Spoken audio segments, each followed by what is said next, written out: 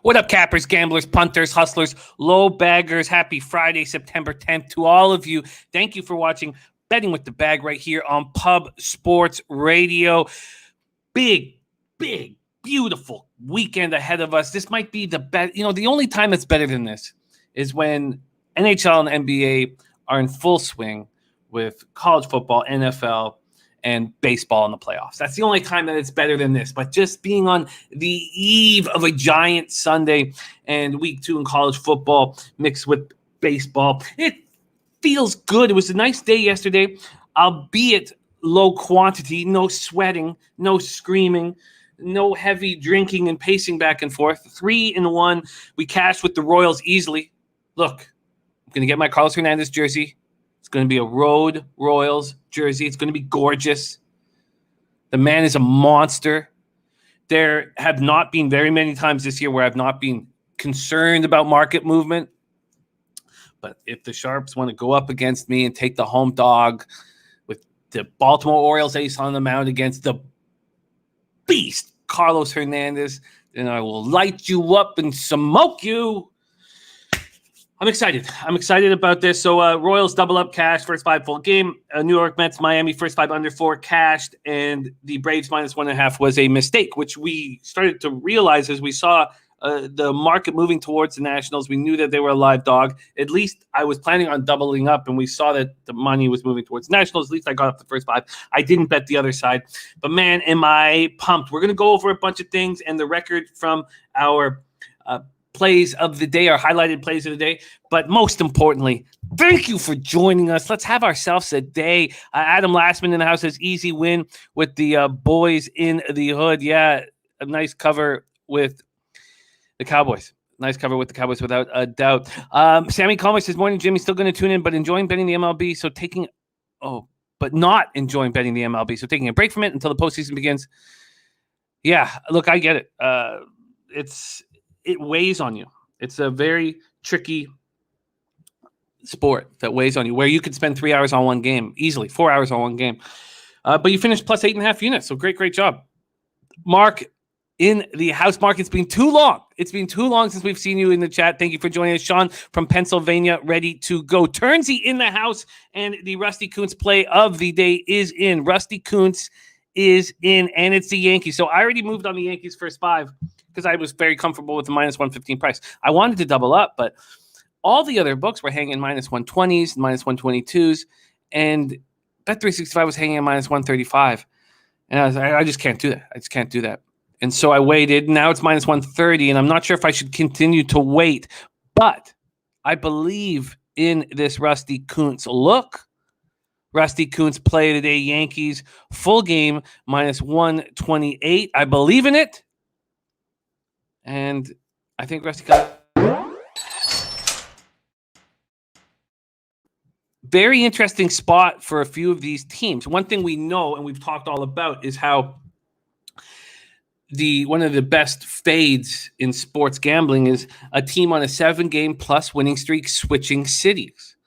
Now, I don't know if we can go as far as saying that it's a great bet on spot, and the Yankees aren't really switching cities. They're just switching stadiums in their city. But the Jays, I wanted that first 5 under. I wanted that first 5 under in the Jays Orioles game. The full game was at 9.5. The market was so, they weren't coming out with their action on the market. I don't know if you guys saw it, but we had overnighters for just 6 games, and even come this morning, only 6 games were up. And I'm waiting for the market to exist so we can attack. And I kept going back and forth, but we have so many games to cap and so much work to do to be prepared properly for this show that I didn't even get to that 5. It was already at 4.5. And I looked at all the other books. They all had 5s. Bet365 had a 4.5, so I have not moved on that first 5 under. But very, very, very interesting. Slatsy in the house is great night, 401, including Layla Hernandez to win in 3 sets at plus 700. Beautiful. And says, thanks to me for getting me on the Royals kid. Hernandez, he is money on Yanks full game. And just bet Robbie Ray plus 135 to win the AL Cy Young. There is pressure on Robbie in this start. I'm very interested to see how he handles everything. Print department says Atlanta didn't cover the spread. Shake my head. Yeah. When there was loaded bases, and I believe it was a At that point, I believe it was a 4-4 tie. I don't think it was when it was a 6-6 tie. No, it was a 4-4 tie with loaded bases in, I believe, the 7th inning. Loaded bases, none out. And I was like, okay, look, we're going to catch this. We're going to catch this. And you know what? I didn't double up, but that first 5 minus a half would have cashed. But it was 2-0 early and then 3-2. But when it was 4-4, loaded bases, bottom of the 7th, none out, and they don't score a run, I knew we were in grave danger. Grave danger. There's Clint, started the Die Hard MMA podcast, 2-0 start to his NFL season. Mr. Gokster in the house. Adam Lastman looking at Oregon and the points. Evan L. coming off a beauty 3-3 night. I love it. Great job. Isaiah Bolton, big day for Arizona people yesterday. JB in the house. Raymond Reichart. Matty Ice-Star, the taint play of the day that has successfully hit its 50th winner last night. Absolutely great job. Clint can't wait for hockey to get going again. I will give a quick heads up that we might be doing a live hockey pool. I might be hosting a live hockey pool on our Discord. I'm talking about it with Turnsy. We want to probably cap it at 20 people, probably $100 a pop. So I just want to give you guys a shout out on that. Maybe happening this year. So get in touch with me if that interests you at all. Raymond Riker, we might go $200 a pop. We can go more. It's all about what you guys want. And 100 is going to be the base. We have to have a reason to fight, reason to study, reason to get excited. Isaiah Bolton, just off the Cowboy games, Isaiah Bolton for Hundo. Let's get it, Ray Charles. Print department says no baseball picks today. You kidding me? Jesus, I've only bet 3 games so far, but there's more, and I just want to talk games out. I want to talk games out with you guys. I'm ready to attack. Mark Schillingberg in the house. Beautiful. En route to the beach. I love it. Respect. PG 00187 on an undercover cop. We got Gerardo Hernandez ready to go. North Ender says football's back, baby. What a start. Let's keep going. Wasn't it an incredible game? And Matty Ice says Yellow Jose Taint is at 55%. Yeah, let me see what I sent to. Yeah, 55.6%. Taint is at 55.55%. So I'm sure Jose will fix that. Rusty Kuntz is at 50%, 22 and 22. Ron Crawford's spreadsheet play today had a couple L's, a rare couple L's. So 18 and 15 at 54.5%. And the Say Hey play of the day is sitting at 50% after the loss last night, 0.57 units. And again, Robert Cherry, Pamper Pop play of the day. Suarez over 4.5 Ks cash. He is at 6Ks. Larry Goss is headed to the Cubs game tomorrow for 9/11 anniversary. Gaussman versus Davies. If anyone has any fun looks, let me know. Absolutely. I will copy and paste that right now. Larry, my guy, a very important day in America and in North America. So it's a great place for you to be. Great place for you to be there at Wrigley. Is there a better spot there? Okay, so let's copy and paste that for Larry Garr. Anybody thinking about making moves on that game? Let Larry know. We have a ton of work to do. So let's move forward through this. But just want to shout out to all you guys. Chris Drobny, Sean Thompson, Ick Nizzle in the house. Just touchdown in KC. Oh, love it. Oh, man, Ick Nizzle. That's going to be fun. That's going to be very, very, very, very fun. Razor Sharp Picks has now hit 6 straight Gambler's First Glance. And I love when I find out that we have correlated action. I was on the first 5 under, 4 in the Marlins Mets game. He cashed the full game under 7.5. Evan L. cashed Royals with me yesterday. It was an easy casher. All right, let's get to work. Thank you guys all so much for joining us. Henry Dice says Royals first 5 money cash thanks to me and stayed off the under. Good work. Yeah, I stayed off Thursday altogether. My man Mark says, I found family here, all making coin rain. I love it, Mark. Thank you for joining us, my man. Okay, let's get to work. Right now. Eric Jones joining us. Jeff Joseph says 2 unders for Sunday. Broncos, Giants under 41.5 and Pats, Dolphins under 43. Love these, Jimmy. We're going to do a review every Friday of NFL action. So we'll do a review Friday of what we've locked in and go over the latest market moves. And we won't break down each game individually. We'll just go over the market moves and where the cash lies, because anybody who is paying attention to the cash flow saw enormous amounts of money come in on the Cowboys over the last few hours. And look, it was Sharps cashed very easily, and the public did not. Lamont Williams hit a 7 parlay a day ago. Attaboy. And Taint play today is in. Wow, did it move up to 10? That's wild. Taint play of the day is in. So that means if that's at 10, then the first 5 must have gone up 2. The first 5 must be back at 5. Wow. Let me just move over there. We have the Baltimore Jays game. So I guess he's getting it at MGM because I see just 9.5 juice to the under. So where is this market? Is this market move at MGM? Because I still see it juice to the under everywhere. Maddie. Exciting. So Taint play of the day is in, and I'd love to see. And then Jeff Joseph, going back to that Pats Dolphins, the reason why I'm not on it is there's a ton of sharp money on the over, and it's strange. So I've stayed off of it. Coastal Carolina today at the half. Yes, I just bet Coastal Carolina first half before the show started. So that's the only Friday action I have at this point. Mark is on the first half over Pats Miami and Falcons Philly. Okay, we're going to break all this stuff down. I just want to copy and paste our guy. Oh, and Lamont Williams, max betting here. Let me just move over to this. Kyle Hendricks over 4.5. Okay, so here we go. There's Dan Kelly in the house too. Dan Kelly, Harold Williams, Godwin over 67 receiving yards, Zeke over 54. I love it. I love all of this. Raymond Reichart says I was sick not betting Cleveland first 5 miles half yesterday. That was my fault.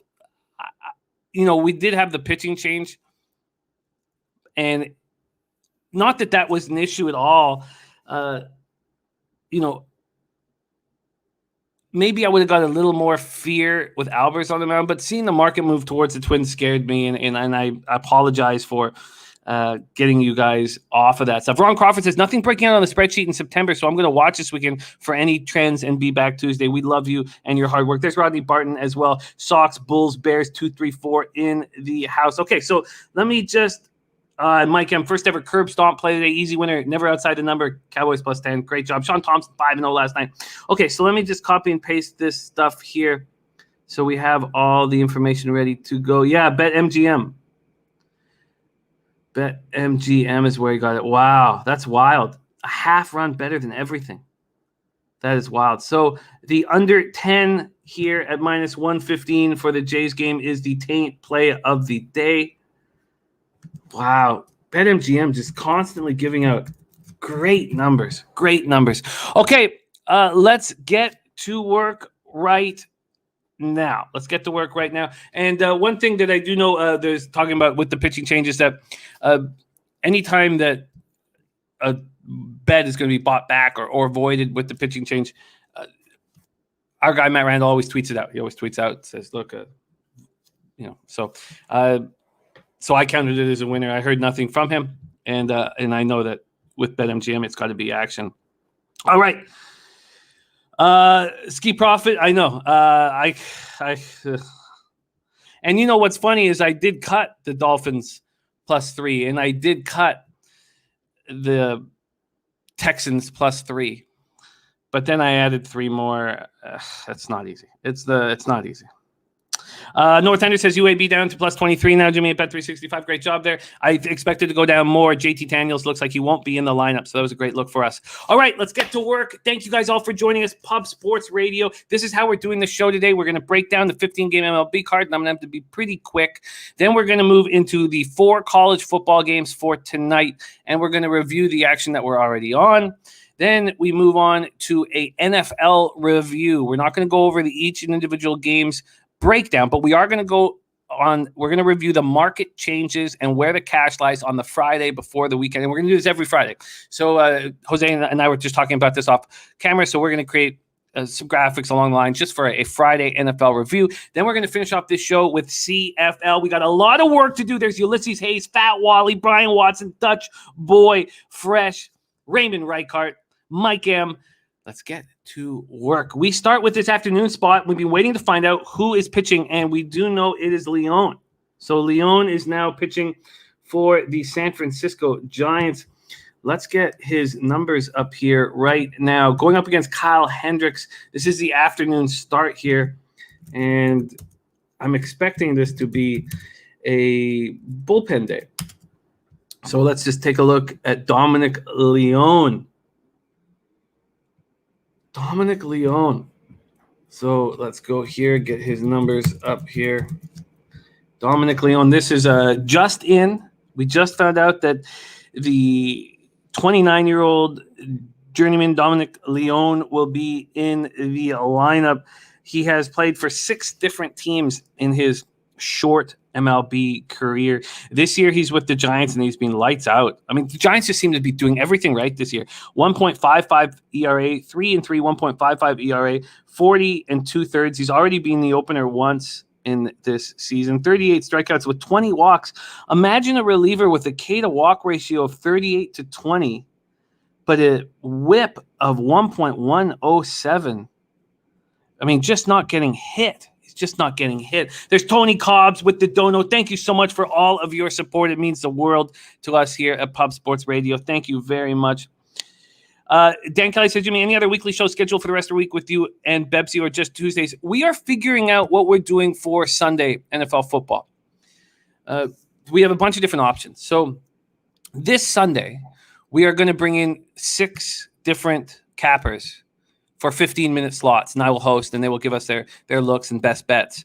We may go back to Bebsy and I doing Sundays. We may go back to the way the basketball guys did their playoff run. You know, when Dutchy and Ski and C-Mac and Babano were together. We're working on different things, but on this Sunday, we're going to do just 6 guys at 15 minutes each, and I will be tweeting out who will be the guest spots for this Sunday. Okay, so let's go back to this spot here. Kyle Hendricks going up against Dominic Leone. So it's going to be a situation where we're going to be dealing with a bullpen day. 76 Fahrenheit clear, 8 miles per hour out to left. The Giants are 45-27 on the road. And the Cubbies are playing pretty good at Wrigley. Surprising that they're not just completely falling off. They are 39-33 on the season. Hendricks' last start was at home versus the Pirates. It was a 7-6 win. He went 4 1/3, 5 hits, 6 earned runs, 1 homer, 3 walks, 1 K in a 7-6 win. At home, he's been bad this year. 6-4, 5.56 ERA, 297 opponents batting average. It was on the road where he stepped up. 8-2, 3.73 ERA, 264 opponents batting average. Giants are hitting 248, 749 OPS last 30 days versus righties. Puzzler says Leon will likely only pitch the first inning. Then Jarlin Garcia is expected to be the primary. TJ says, I'm concerned with Leon giving up 49% fly balls. If he goes 3, I would think 1 or 2 flyouts. And nice job, Coco Bongo. I'm glad that you guys rolled with me on Carlos Hernandez, my favorite player. I get Vladdy Guerrero is my favorite player, but junior and senior. But look, I'm falling. Hunter Engelhardt says Cubs have won 6 of the last 7, hitting 270 over the past week. Hendricks on the mound, Giants hitting 170 when behind in the count. I like this spot to take the Cubs' first 5 money line at plus 130 from our Hunter Engelhardt. Very, very exciting breakdown there. And because of Puzzler letting us know that Jarlin Garcia is in next, let's pull up Jarlin's numbers here and see what we are dealing with Jarlin Garcia. Here we go. Get him in here. I probably shouldn't be pronouncing the J. Dominican Republic, 28-year-old Jarlin Garcia. This year, second year with the Giants, and 58 2/3. He has a 2.30 ERA. God, this team is just so good. Everywhere you look, his whip is 0.852. His whip is 0.852. What a ball club. What a ball club they've put together. Zayadi just pressing all the right buttons. The guy's going to be – they're going to be a statue of him. Ulysses Hayes says, take the Giants money line minus 148. Interesting that Hunter is just going to bypass what Hendricks has been doing at home. And I get it. I get it. There's Nutflush Allen. Perfect. So sorry I'm late. Well, you're perfect timing because we're talking Giants Cubbies, and we can't spend too much time on this spot. There hasn't been much of a market move. I guess I take that back. Wow. There's been a big market move. Wow.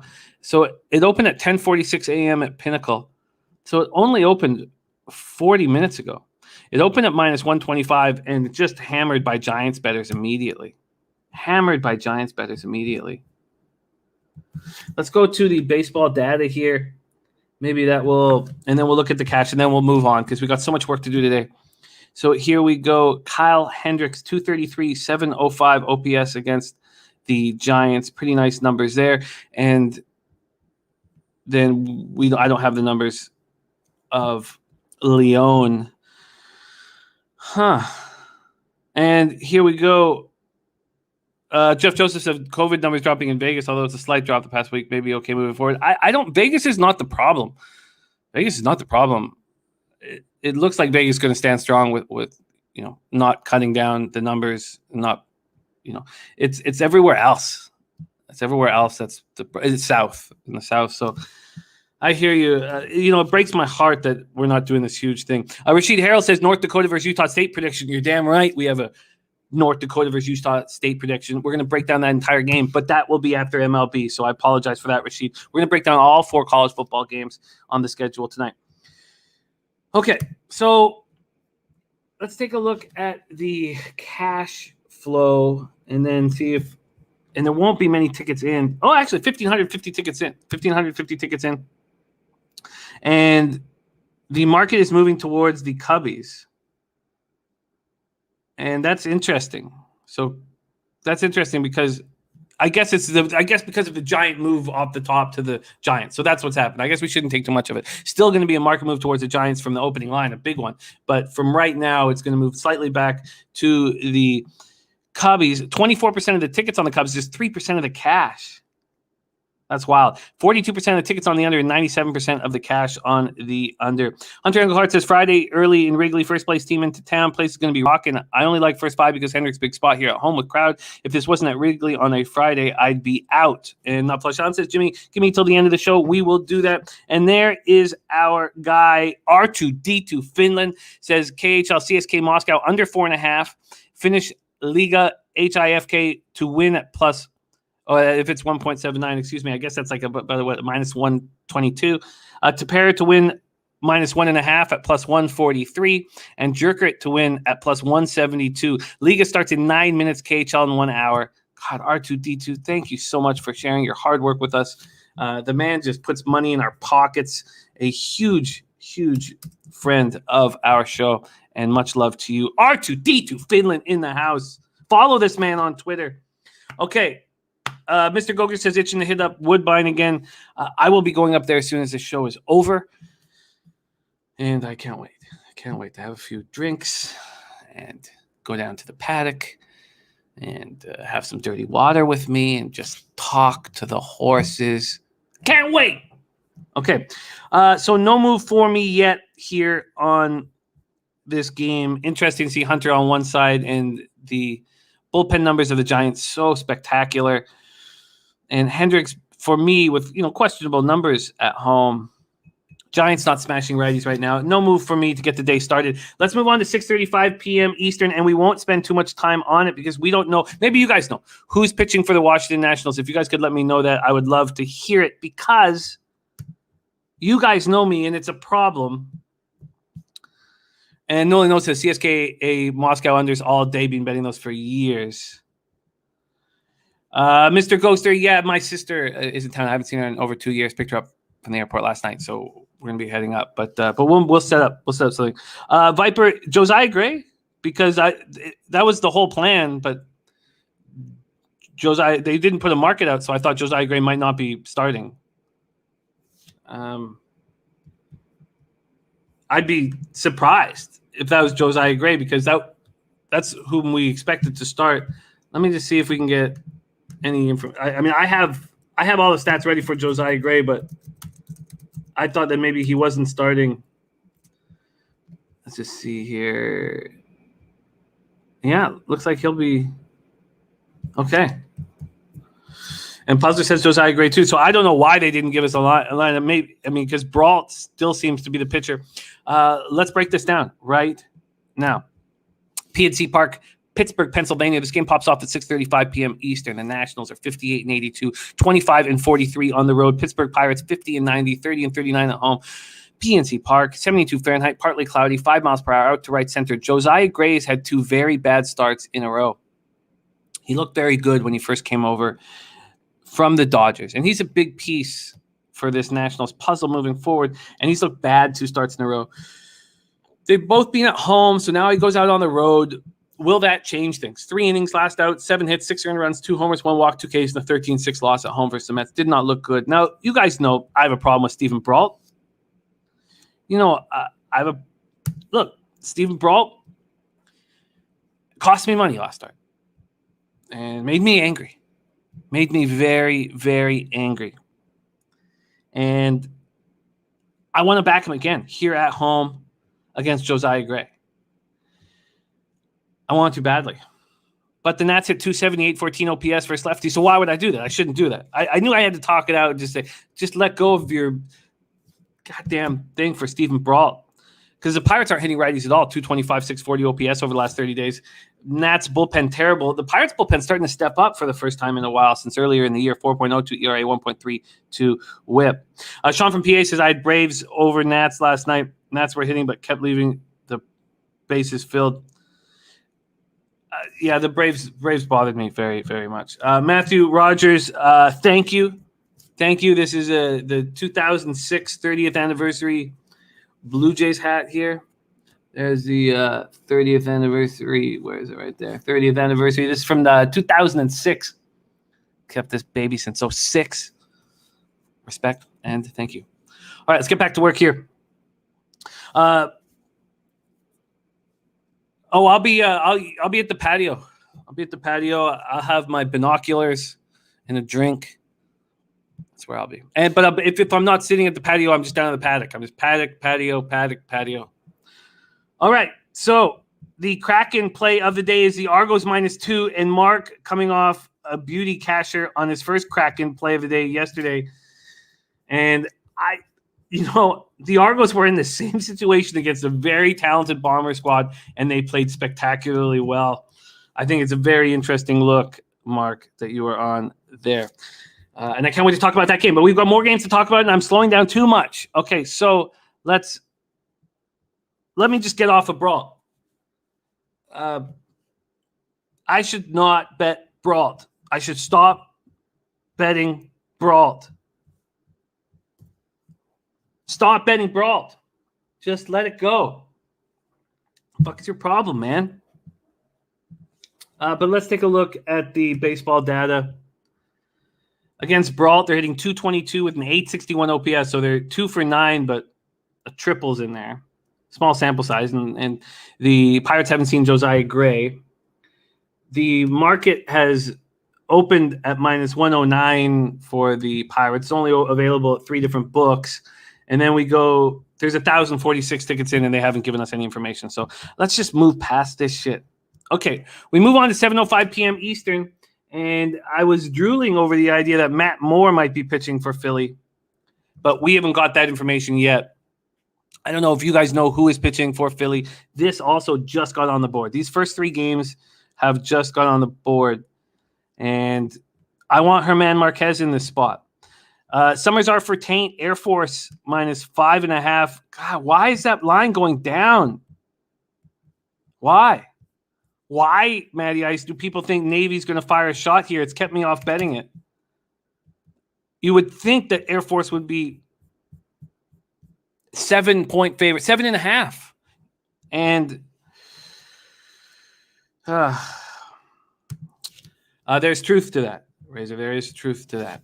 There's a truth to that. Okay, so we should break down this idea. We know that, Bailey Falter. Really? Who the hell is that? So let me go to Baseball Reference. What the hell am I missing here? That's a Bailey I've never heard. Bailey Falter. We know Homer Bailey. We know Bailey Ober.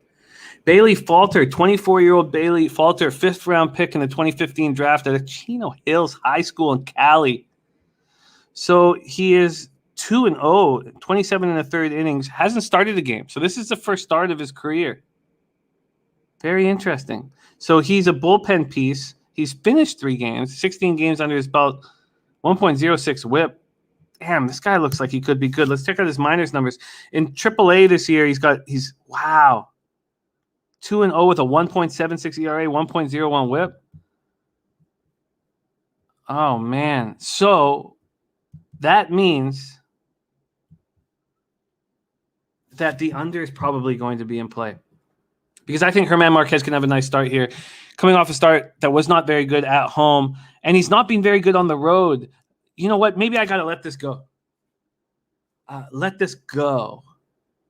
Because Marquez's last start was at home, 5 innings, 5 hits, 4 runs, 2 earned runs, 1 homer, 1 walk, 5 Ks, a 7-6 win at home versus the Braves. But at home, we know he's lights out. 8-2, 3.16 ERA, 2.02 opponent's batting average. On the road, 3-8, 5.37 ERA, 2.70 opponent's batting average. So, gotta let this go. Just let it go. All right, so we move on to Toronto Blue Jays at Baltimore Orioles. Blue Jays, Orioles. The taint play of the day is in, and it is a under 10 at -115. And doesn't it just make you want to open up a book at BetMGM immediately? Pinnacle's just moved this to 9. And I couldn't get a 5 on the first 5 that I wanted. I could only get a 4.5. What a spot for taint, destroying a market move. BetMGM bringing glory.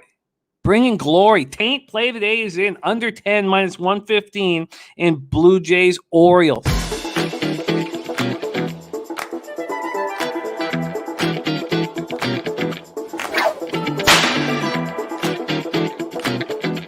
Mia.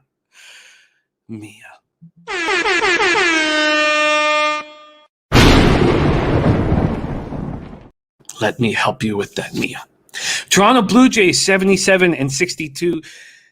Mia, that shirt is sopping wet. Let's get you out of it.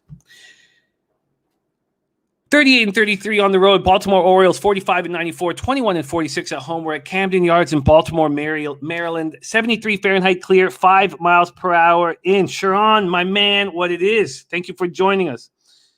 Turnsey said it was just 5 at Bet365. Would I look? Come on. So it moved back up to 5? Jesus. It's back at 5. Well, I want it. It's back at 5. Okay, I want it. If it's at 5, I'm going to bet it. So we have the classic situation. For those of you looking at the Blue Jays, here we have the classic situation of a team on a 7-game-plus winning streak switching cities. What they did to the Yankees, you want to say unprecedented, but it's happened back in 1924. This was the first series for the New York Yankees, first 4-game series at home since 1924, where they didn't have a lead for 1 second. That's what the Blue Jays just did to the Yankees.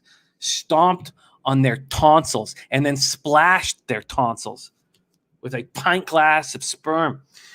Camden Yards, 73 Fahrenheit clear, 5 miles per hour in. Robbie Ray now trying to get his hands on Cy Young. 11-5, 2.60 ERA, 0.99 whip, 166 innings, 21 Ks, 41 walks, 25 home runs. Oz B says, you bet in college today. You damn right. Well, look, I have one bet right now on Friday's college football slate, but I'd like to talk out these games and see if there's another one to add or more to add. But starting out the year 14-3, I'm being very tight. And I'm so scared of Sunday. I'm so frightened of the amount of action I have on Friday. Oh, wow. Puzzler says 3-game series, 1924, 4-game series in 1908. Wow. Okay, so Robbie Ray has been unbelievable. And then Chris Ellis. Chris Ellis has these nice numbers in Major League Baseball, but his AAA numbers were terrible. And he's a journeyman that was in the Tampa Bay Rays system. Tampa Bay Rays didn't want him. So you know what? I don't know if I can trust Chris Ellis, because what I see here with this small sample size of Major League experience, I just, when is that going to fall apart? Because at AAA, he was 1-5 with a 6.32 ERA, 1.56 whip, 58 Ks and 57 innings. And the Tampa Bay Rays just didn't want him on their roster. And now that it's gone from 4.5 to 5, let's just see what the Orioles team total is.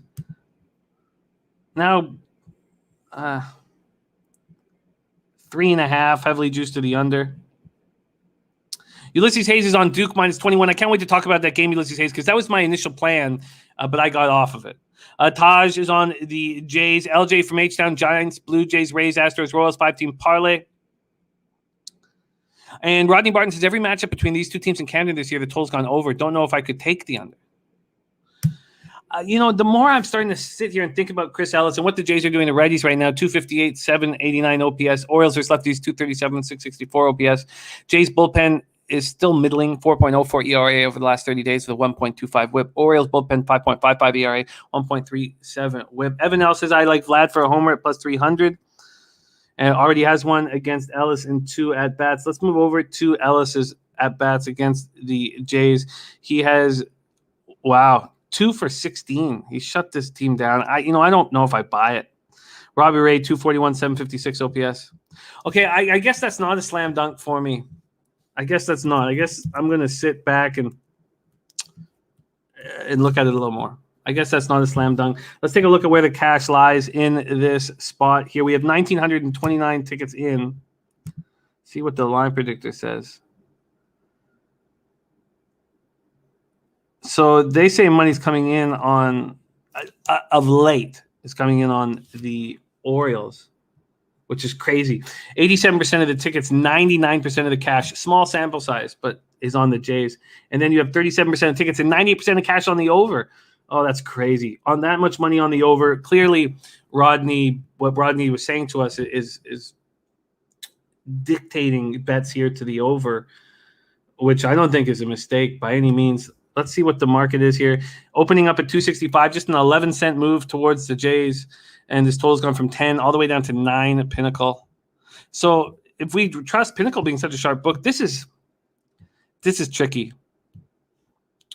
Turnsy said, did Razor mic drop his gambler's first glance? Yeah, no. And we don't rush. We don't rush brilliance. Razor is hard at work. He's knee deep in MLB stats right now. There's Joshua Kiyukanlaya in the house. Joshua just celebrated his 30th birthday. Great to see you, Josh, my man. And I hope it was a wonderful birthday. And people are uncomfortable or nervous about turning 30. Life gets better. It gets better. Gets better as you get older. It's, because you're already on the downward slope, right, Josh? When you're at 30, like your early 20s, that's when you're 20 to 25. That's a great time. But after that, it all starts going down. So I thought the late 20s, I was just a fucking mess.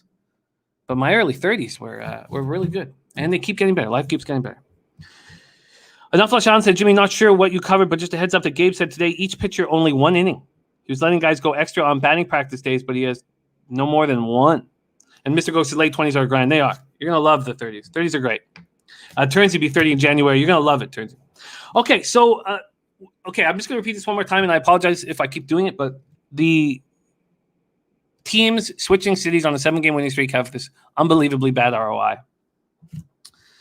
Mark says downward slope. We were doing so goddamn great. I tell you, it's just gotten better and better in my 30s. So, okay. Larry Gar says starting to get your old man strength. I don't know. Much love to Joshua Kiyukanlaya, my man. Okay, so we move on. I'm interested in that first 5 under 5, but I do not trust what Chris Ellis is doing in the show.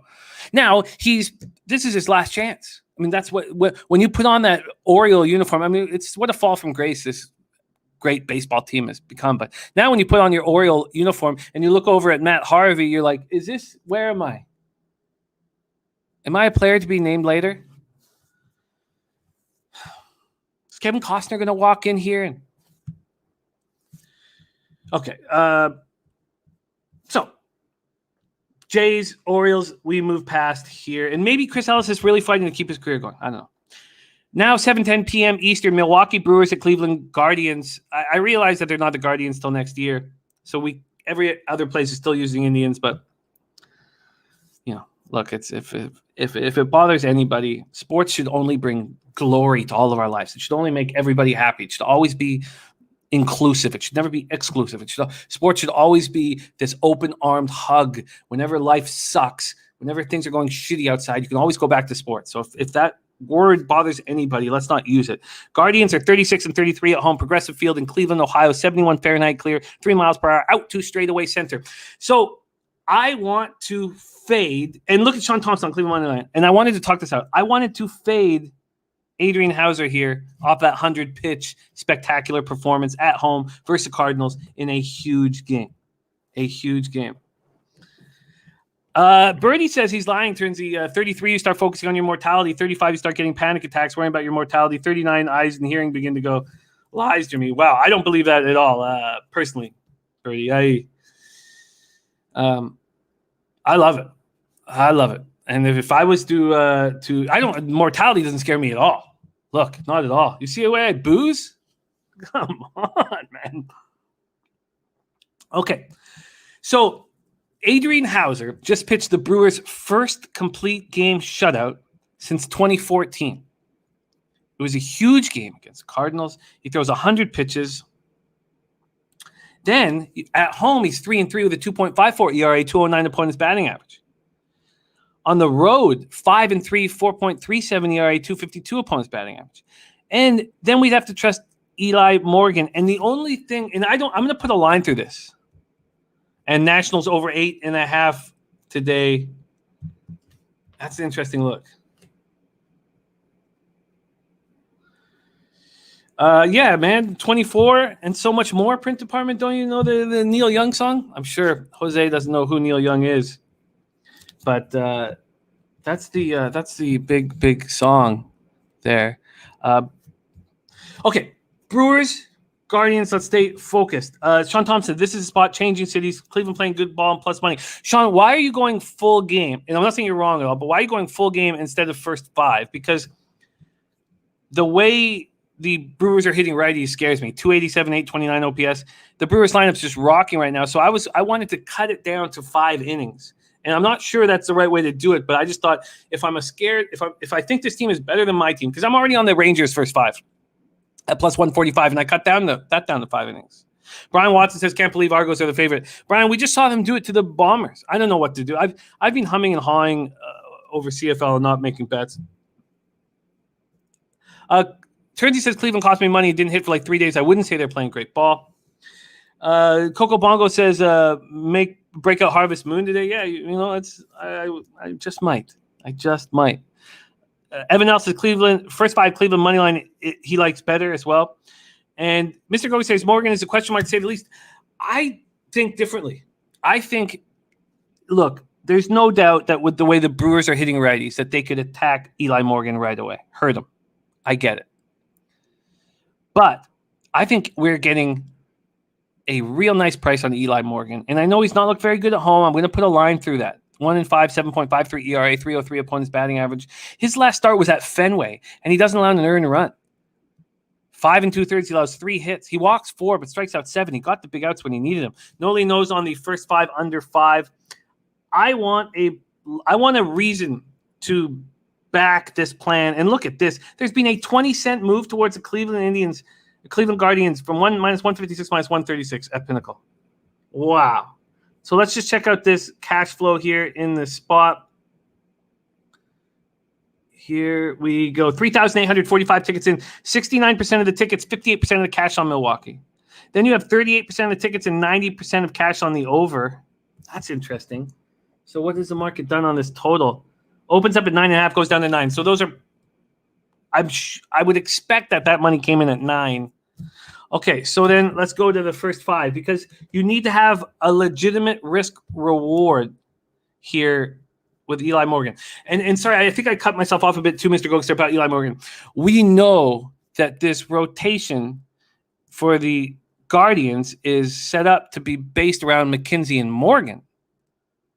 And that, to me, tells me that when his numbers are overall on the season are 5.48 ERA, 1.29 WHIP, we know he's been better than that of late. It means that I think that we're getting a nice price to back him here.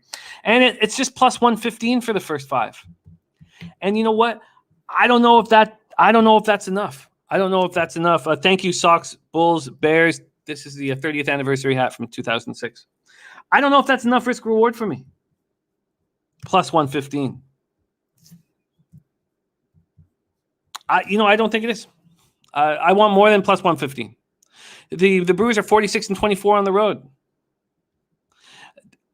Now, when I've said this before, and I haven't said it too many times, I remember I said it in that Orioles game when it was Keegan Aiken and he'd moved to become a slight favorite. And I was like, look, that's not the risk reward I want. And they won easily. Maybe this market is telling us something. No one knows says not Guardians yet, still Indians for the season. I get it. But you know what? If that name bothers anybody, then why would I keep using it? I have not gone to a Jays game yet. That fucking Rogers Center makes me so angry. It's such a terrible, it's such a shithole. Can you believe Camden Yards was built 2 years after that debacle? Other than Tropicana, it's the worst stadium in the entire league. And Camden Yards is absolutely gorgeous. 2 years after this fucking monstrosity,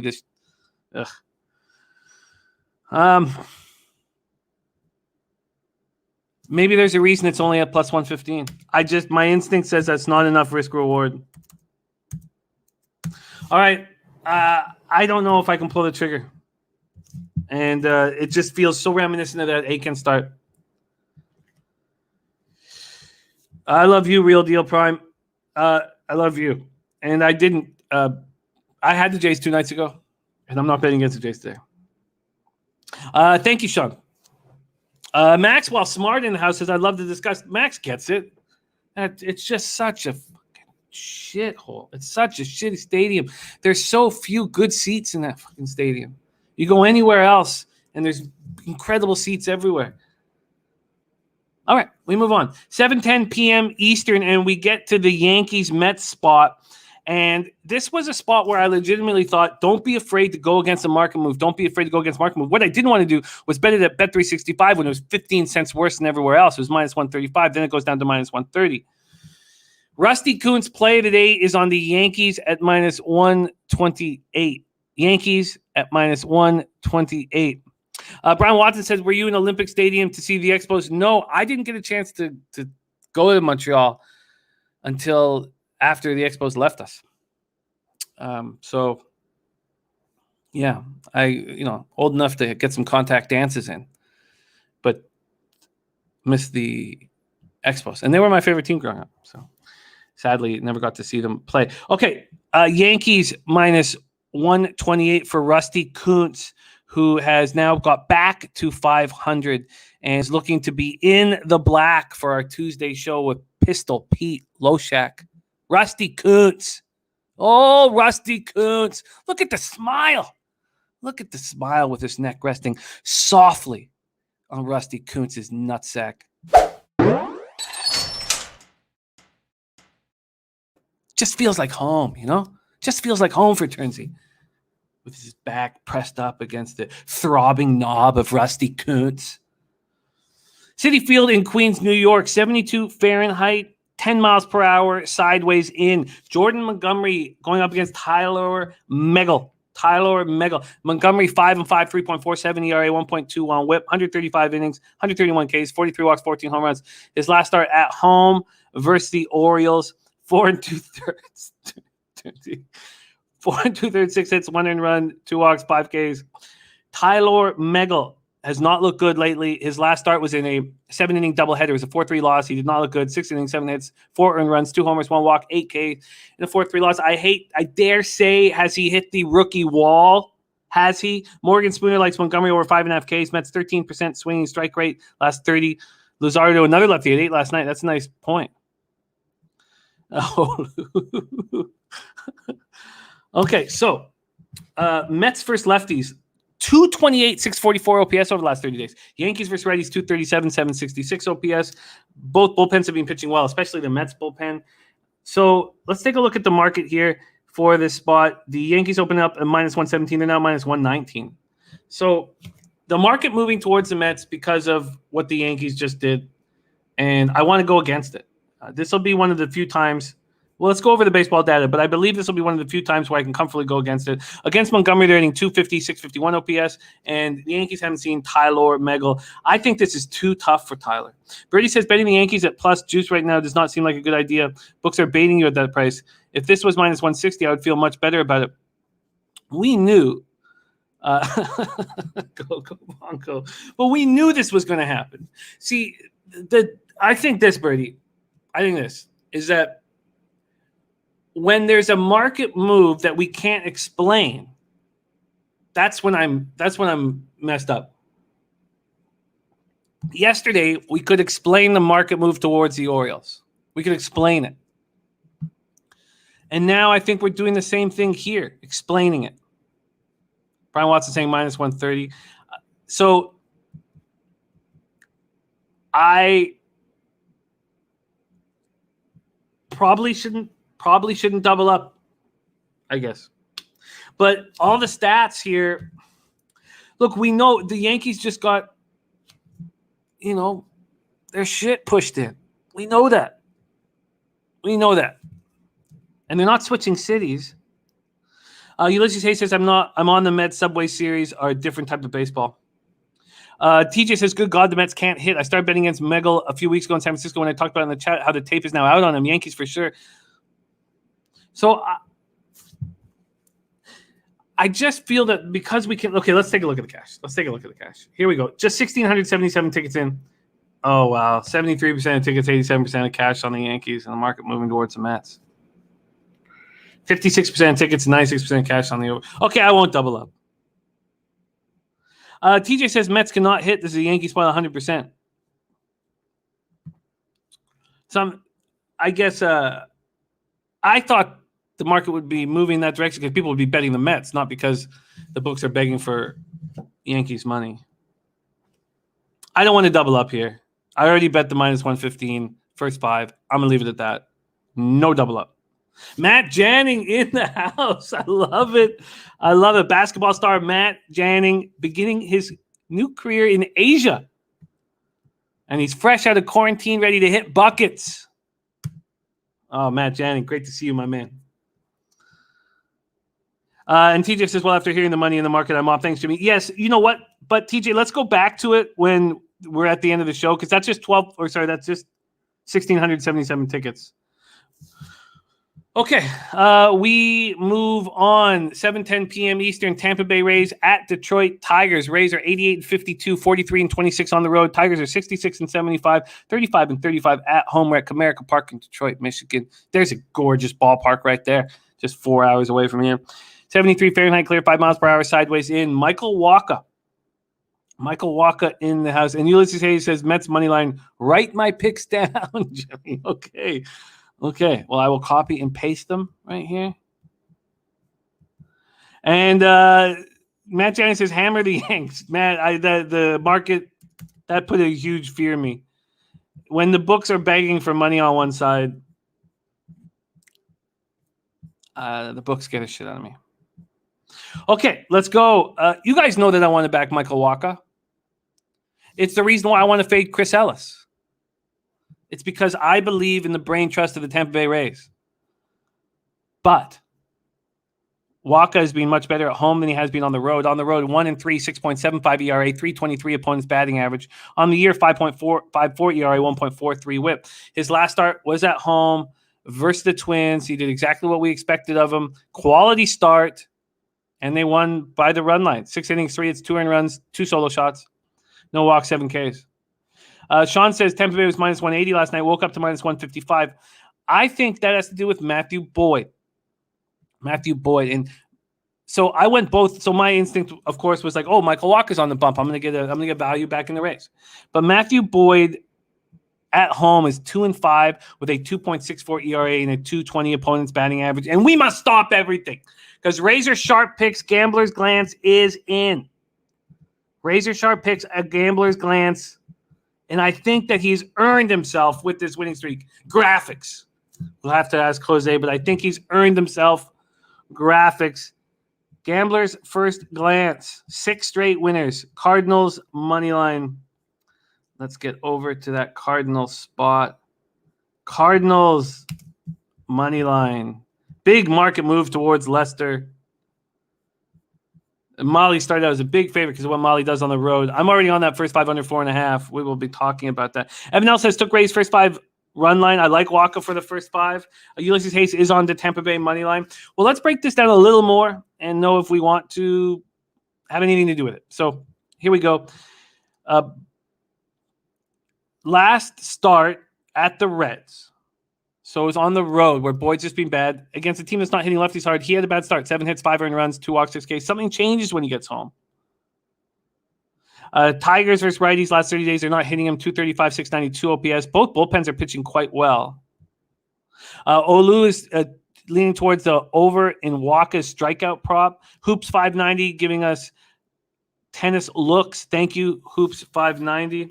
And Razor Sharp Pick says, let's get it. The video will be up soon. Okay, so then we're going to move over to the odds in this Tampa-Detroit spot. Tampa Bay opening up at minus 161. They're now minus 151. So a 10-cent move at Pinnacle. So I never saw it at minus 180, but I did see it at minus 170 at Bet365. So it's come down to minus 155. This total opened up at 9.5, and it has dropped to 9. Let's move over to the baseball data. These Tigers have never seen Waka. And against Boyd, these Rays are hitting 207 with a 595 OPS, so I understand this move from 9.5 down to 9. Then let's take a look at the cash here. Cash flow, and hopefully we'll get a nice amount. Yes, 4,476 tickets. So 60% of the tickets on the Rays, just 35% of the cash. Wow.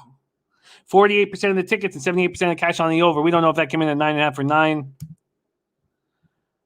Oof. Turnsy says, I owe Razor a bottle of Kraken. No one let me forget. No one let him forget. Donald still says, Boyd still hasn't gotten a chance to settle in since returning from injury. Blue Jays and Reds and Cincy. I don't see him going 5 strong here either. I love Donald Still's looks. So thank you for sharing that with us, Donald. Hoops 590 saying, anyone liking the over in the Rays Tigers? Clearly, well, I don't see, this is the part of the market read that is tricky. You have 72, what did I say? 72% of tickets on the over, or 78% of tickets on the over. And it's moved from 9.5 to 9. So how do you quantify that? And I struggled doing it. I imagine that a lot of that money came in when it went to 9. Or do you think this is, reverse line movement where the books are going to take all the over bettors cash? Puzzler says Roto showing Chris Archer as primary pitcher. Wow, really? Waka with a primary? And the blue balls play of the day, team total over 4.5 and minus 130. And Crystal Warren, whom we love dearly, has joined us. Says Chris Sale has COVID. Has anyone checked on Jose? Jose will be making an appearance here shortly. So blue balls play of the day is in, and there'll be no move for me in this Rays Tigers. I feel like there's a lot of unknown here. We move on to 7:20 p.m. Eastern, and Crystal Warren spoke of Jose. Now she will get to lay her eyes on Jose. And I have an important conversation I need to have with Jose. So let's bring him out here. It's Marlins Braves. Jose coming off handing us out a loser. And we need him to take this shit seriously. And I need to have a heart-to-heart with Jose. So, it's Jose has just simply been meaty fucking ochre. Meaty fucking ochre. And I need him to step up. He's right on the precipice of either success or failure. And there's a lot on the line. So let's bring him on right now. First, let's shout him out because he is a great producer and great friend of the show. There he is in all of his glory. And those are the days when he had guidance with the mustache. He's lost that guidance.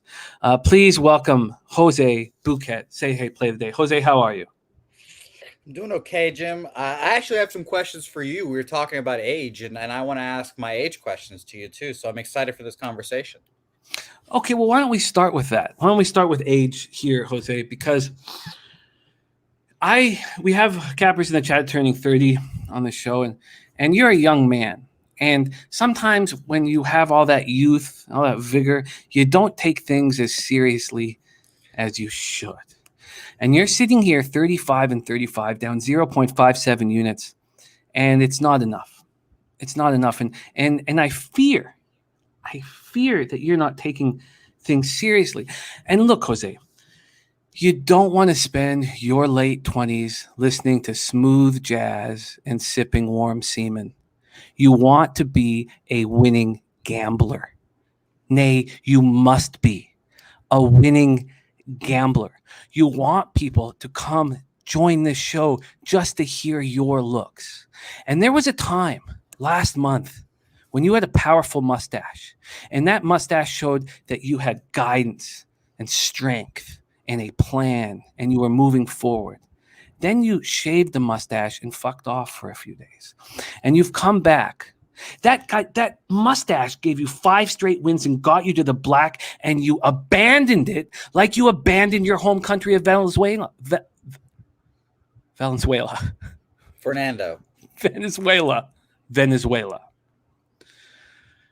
Jose, I need you to take this shit seriously. I need you to get on a winning streak, and I need you to give back to these guys who've given you so much on this show. Does that help anybody? Has that helped you at all, Jose? Yeah, it makes me feel great. It makes me feel fantastic. Okay. Should I ask my question? I should ask my question now, because I know what happens if I ask off-topic questions later. Yes. Yes. So I'm now 24. Okay. I think I am. I forgot if I turned 24 or 25, honestly. But I'm now 24. Jim, you were talking about age. What should I expect from these now mid to late 20s? Because apparently they're shit. It's just your tits. Your tits will grow. You'll have to watch your diet, or your tits will just grow and grow and grow. Your tits will get sloppy, and you'll sweat. You'll sweat way more than you used to. So the main concern I have for you, Jose, is your tits, your sloppy tits. You should be. By the way, Jim, this is also the jersey that I wore the day of our reckoning. So this is my vomit-filled jersey. Okay. All right. Great. This is a good luck charm. Well, let's get to work, Jose, because we've had enough of this mediocrity here. We want you to step up. So let's talk about this game that you plan to attack here. This game is the Marlins Braves. Trevor Rogers, Ian Anderson. Rogers missed all of September due to a family emergency that we don't know anything about. So he comes back, throws 83 pitches in his return to big league action, and we don't know what was going on with Trevor Rogers. So gambling on this game is tricky because of that. Ian Anderson on the other side has not looked good. And let's just pull up Ian Anderson's last few games. But while I'm doing that, why don't you tell us what your plan is in this spot? So Trevor Rogers, if he hadn't stepped away from baseball for a month, probably would be NL Rookie of the Year. You know, he'd probably be right up there, still in the hunt. Probably won't win it now, but I think he's a fantastic pitcher. The Marlins are very good at developing pitchers. Shockingly enough, they can't get hitters, but they can get pitchers like Trevor Rogers to get in there. And Ian Anderson's fantastic as well. He's a great pitcher, great young pitcher for the Braves. I understand that last time out he gave up a couple runs, but I trust the young pitchers, 2 young pitchers here that I think can get the job done, Jim. So I think I'm going to go with the first 5 under 4. Right now, it was at 4.5 about 20 minutes ago before this segment. Now it's at 4. First 5 under 4 at plus 106. I think that they get it done. I think both these pitchers are good. And Mr. Gokster is right as well. I also like no run first inning as well in this game. Like I said, I think those bets usually correlate for me. I did it last week in my quest for shaving my mustache. No run first inning, and then the first 5 under just makes a lot of sense. But today, for the show purposes, I'm only giving out 1 bet. These aren't just desperate times. 1 bet. First 5 under 4 at plus 106 currently on Pinnacle. So Donald's still letting us know that that COVID hit his family very hard. Donald still says almost lost like 4 family members, which means I've got to look into that more. Yeah, shit sucks. COVID ain't no joke. It's the same shit that happened to Carl Anthony Towns. So I mean, I'm not surprised. That's what I figured it was. I mean, I was expecting it to be just his family get wiped out by COVID, which is a very shitty thing that happens. But I honestly, Jim, it's been a month. Fuck me. I don't want to put a timeline on grieving, but it's been a month. I already made a start after coming back. I feel like he's got his shit in order now. I don't feel like he'd come back if he wasn't ready. And we got those first pitching or first innings coming back jitters out. So I'm on him. I believe in him today. Very, very interesting. So yeah, he lost his grandparents. His mom was very ill, but it looks like his mom is turned the corner here. All right, well, let's take a look at this market move. So the first 5 has gone from 4.5 to 4. Yet you are still moving forward on this spot. The Braves go from minus 180, stick at minus 185. So this full game hasn't moved. Interesting. The full game, 8.5, hasn't moved. It's this first 5. Let me go over to, let's try Bet Online. And I didn't trust the bullpens either. That's why I stuck with the first 5. When we can look at the last 30-day stats, and you could probably see that the Braves have a solid bullpen or whatever that may be. But I really just would rather focus on both these starting pitchers. Don't even have to worry about someone like a Tyler Madzik or whoever coming out of the Braves bullpen and blowing it. And the Marlins they're not a good ball club yet, so they don't have that pitching depth either. So I gotta go with the first 5 under here. I mean, it seemed like the easiest look going on the board. I'm a little disappointed I couldn't get the 4.5 at minus 115-ish, but I'll take the under 4, roll with it, and hopefully the market doesn't screw us. A lot of respect for your seriousness today, and I think it's just, understanding how sloppy your tits are going to get, and I think that's. I will take Jimmy. The more you mention my tits, I'll take off my shirt right now and show the world my tits. Don't you? Well, there we go. There is Jose's Say Hey play of the day. It is the first 5 under 4 in Marlins Braves. So Say Hey play of the day in first 5 under 4. It moved from 4.5, and I believe he got a plus line on it. We're not going to bring him back on the show in fear of him showing his tits, but maybe he could just put something in the chat here for us because, look, it's sad what happens. What's going to happen to your tits. It sucks. But that doesn't mean we want to see your tits now. Okay, we move on. Oh, God. Oh, geez. Now, please don't do this. Please. God, don't. Oh, okay. Good. He stopped. Okay. All right. We move on, but let's just take a look at the cash. He almost showed tits of backstage. Who wants backstage tits? Here we go. We have 1,777 tickets in, and we don't know the cash, but we do know that 69% of the tickets are in on the under, and Jose will share in the chat. And Coactus in the house, whom we love dearly. Coactus joining us. Great to see you. Coactus, part of the best mother-son capping team I know. Love you, Coactus. Okay, we move on. Raymond Reichert says that we got a Ron play of the day. No, Ron said nothing jumped off the spreadsheet right now, and he's taking – there's AM. There, we got them both. The barbecue sauce titty play. We got AM and Coactus, the best mother-son capping duo in the world. I love it. Barbecue sauce titty play of the day back in action, and he got it at plus 106. Okay, first 5 under 4 at plus 106 for Jose. Okay, we move on. 8:10 p.m. Eastern. Next up, Angels, Houston Astros, Minute Maid Park in Houston, Texas, and they've been closing the roof. It's a beautiful night in Houston, not too hot. And I thought, man, what if everybody, because we saw this total go from 8 to 7.5, what if everybody's on this? Oh, roof closed. Okay, stop that. Roof is closed. Even though it's 86 Fahrenheit, gorgeous at first pitch. Roof is closed. Shohei Ohtani, 9-1, 2.97 ERA, 1.07 whip, 112 innings, 135 Ks, 41 walks, and 12 home runs. BT, much love to you. Thank you. OG low bagger in the house. Ohtani's last start, 7 innings, 7 hits. And AM says you'll be seeing a lot more of us from now on, Jimmy. Nice.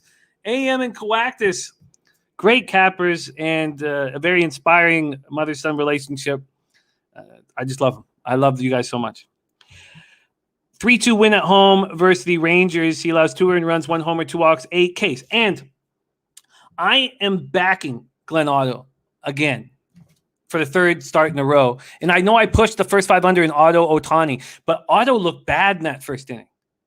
And they got 2 runs on him, and then he just shut them down. I think Glenn Otto's the real deal, and I was very impressed with his performance up against Ohtani last out. Going up against Framber Valdez, 9-5, 3.08 ERA, 1.23 up, 111 innings, 103 Ks, 45 walks, and 8 home runs in his last start. 6 innings, 6 hits, 4 earned runs, no homers, 2 walks, 4 Ks, and a 10-2 loss at the Padres. At home, Framber Valdez has been quite good. Very good. 4-1, 2.73 ERA, 2.13 opponents batting average. A little worse on the road. 5-4, 3.39 ERA, 2.29 opponents batting average. The Angels aren't hitting lefties. Framber Valdez should be able to cut through these guys. 224, 661 OPS. Astros versus righties, 280, 762 OPS, but it is the American League MVP on the bump. Angels bullpen 4.60 ERA, 1.35 whip. Astros bullpen 4.87 ERA, 1.34 whip. Let's move over to the market. Then we'll go over to the, actually, why don't we start with the baseball data here? Batter versus pitcher. And here we go. Against Ohtani, 167 and a 548 OPS. My goodness. 7 for 42 with a double and a homer. Ooh-wee. Framber Valdez, they're hitting 325, but with a 739 OPS. So they're 13 for 40, but that's 11 singles and 2 doubles, no triples, no homers. Ooh-wee. So let's move over to the market move. This total opened up at 8. It's now juiced to the under 8, a minus 113. And there's been a 5-cent move to the Astros. Let's take a look at the cash flow here. In this Houston, LA spot, we have 3,341 tickets in. We have 56% of the tickets and 76% of the cash on the Angels. Then we have 75% of the tickets, 94% of the cash on the over, and it's moving to the under. There's DJ Big Boss in the house. Morgan Spooner says, time to fade Ohtani. The full season will begin to affect his pitching more. Framber, way fresher arm, and Astros are good at home. Nathan Cerna says, Ohtani, 9-1 in his last 10. Henry Dice Ohtani props over 5.5 Ks at plus 114. PG 00187 is on the first 5 under 4. Real Deal Prime says Ohtani should spread his. Sorry, that was a baseball note. Dan T, thank you, my man. All right. With all that being said, the money on the over and the market move to the under is befuddling. Cole Coleone in the house, the Vegas King, is on the Astros. TJ says, don't see any reason to fade Ohtani in his last 30 numbers. Either do I. And I think Framber Valdez is very dangerous. And I'm going to let the market get me off of this first 5 under. And I would imagine, let's just take a look at this first 5 under. How could there be all this money on the over? It's wild. And it opened at 4.5 anyways, and it's now down to 4. And even the under 4 is juiced. That's just strange. Noli knows leaning Angels first 5 money line. And I get why you would. But you'd have to think that if you cash the Angels first 5 money line, wouldn't that first 5 under cash? Doesn't that mean Ohtani's being excellent? There's a little too much here for me to figure out, and the market isn't helping. There will be no move for me in Angels Astros. Let's move on. 8:10 p.m. Eastern. Red Sox, White Sox. Red Sox are 36 and 33 on the road. White Sox are 46 and 24 at home. We're at Guaranteed Rate Field in Chicago, Illinois. 74 Fahrenheit, clear, 9 miles per hour, sideways across the diamond. Tanner Houck still searching for that first win. Robert Cherry says 20 and 8 on my Pember Pop play of the day. Okay. But I know you cashed yesterday. It was a thing of beauty, Robert Cherry, and thank you for your transparency and your honesty, because I wasn't sure if I thought you were at 20 and 7. Robert Cherry cashing yesterday beautifully with the Suarez over 4.5 Ks. Okay, Emmanuel Smith says Rodon pitching. Yes, Tanner Houck versus Carlos Rodon. Houck 0-3, 3.26 ERA, 1.15 whip, 62 Ks and 49 2/3, 12 walks, 3 home runs. His last start, 5 innings, 3 hits. No earned runs, no walks, 7 Ks and a 4-3 win at home versus the Indians. Rodon 11-5, 2.41 ERA, 0.98 whip, 119 2/3, 168 Ks, 32 walks, and 12 home runs. In his last start, 5 innings, 5 hits, 1 earned run, no homers, 1 walk, 5 Ks, and a 6-3 win at home versus the Pirates. Red Sox versus lefties last 30 days, smashing them, 276, 792 OPS. White Sox versus righties last 30 days, 266, 737 OPS. Red Sox bullpen last 30 days has been the worst in Major League Baseball, 5.60 ERA, 1.57 whip. And the White Sox bullpen's been middling all season long, 4.37 ERA, 1.21 whip. Let's bring out the market and the batter versus pitcher spot here. So Houck, they faced 10 at-bats against Houck. They are 2 for 10 with a single and a double, 200 with a 500 OPS. Against Carlos Rodon, 377 with a 1.223 OPS. They get to him. 20 for 53. 10 of those 20 hits for extra bases. 6 of those 20 hits are home runs. Wow. Interesting. Let's move over to full game. They get to Carlos Rodon. Donald still says Houck deals, just can't see the lineup a third time. And Noli knows about that last spot, says, yes, I agree, but I rarely bet a game to stay under 4 in first 5 in an AL game. And Prince of the City joining us. Ralph Bryant liking Red Sox money line. After reading those numbers against Carlos Rodon, I get why you would. The only thing for me is that I can't trust this Red Sox bullpen at all. But we've seen a 2-cent move towards the Red Sox, and that makes sense to me. So let's pull up the cash flow and see if that rides. If we see money, most of the money on the White Sox and the market moving towards the Red Sox, we know what to do. So let's see if that is the case here. Just 1,487 tickets in. And but this is fine. 52% of tickets, 83% of the cash on the Red Sox. We know what to do. Now, I want to stay away from the Red Sox bullpen at any cost. So if the Red Sox are Rodon's daddy, then I will just take the Red Sox first 5. And then if I want, I could take the Indians first 5. But I really feel like the Red Sox risk-reward first 5 at this plus line is more appealing than the Indians first 5, even though I want to fade Hauser so badly. I just want to be rewarded in a big way if I'm right, and I just don't know if plus 115 is enough. In saying that, there's a reason why it's just plus 115. So maybe I should still move on that. But Red Sox first 5 will be on my card. And here we go. Book beater play from Nut Flush Island. Giants run line plus 105 at Westgate. Giants management has made it clear on how important these wins are with the Smurfs losing. Cubs have been playing bottom feeders. Bryant coming home. Wow. That makes so much sense to me. Let's just go back quickly to that San Francisco Giants spot. So, I don't know if it's necessary to. I think the -1 line is pretty reasonable. Oh no, he knows it's not like the Smurfs talk. Oh no. Giants Dodgers battling again. I think that makes sense to me. The -1 line is really a nice price here, and I think I'll just take that. But I like it. All right, so let's move on. Red Sox first 5 will be on my card. And Deacon Mike betting the over 2.5 homers on Giants Cubs. Can't wait to get Noli live on this show. We move on to the Kansas City Royals, 8:10 p.m. Eastern. Nice double up yesterday. First 5 full game double up on the Royals. Carlos Hernandez, my favorite player other than Vladdy Guerrero. Royals are 63-77, 29-42 on the road. Minnesota to win 62-78, 32-36 at home. We're at Target Field in Minneapolis, Minnesota. 79 Fahrenheit clear, 7 miles per hour, sideways, slightly out to left. We have Daniel Lynch on the bump going up against Griffin Jacks. And tough to trust either of these guys. And tough to know when they're going to be lights out, with these youngsters with a lot of potential. Ralph Bryan says, love the Cardinals today. Lester owns the Reds. Sean Thompson says, plus I love fading White Sox plus money. And Donald still said, tailed you on the double up, Jimmy. Yeah, felt really good. Now, look, the 5th inning, and then, there was the throw out at home in the 3rd inning, the bottom of the 3rd inning. So the first 5 was a little touch and go, but I think we have to bet Carlos Hernandez every 5 days until the market realizes the kind of pitcher that he is and is going to be. And maybe we should bet him to win the Cy Young next year.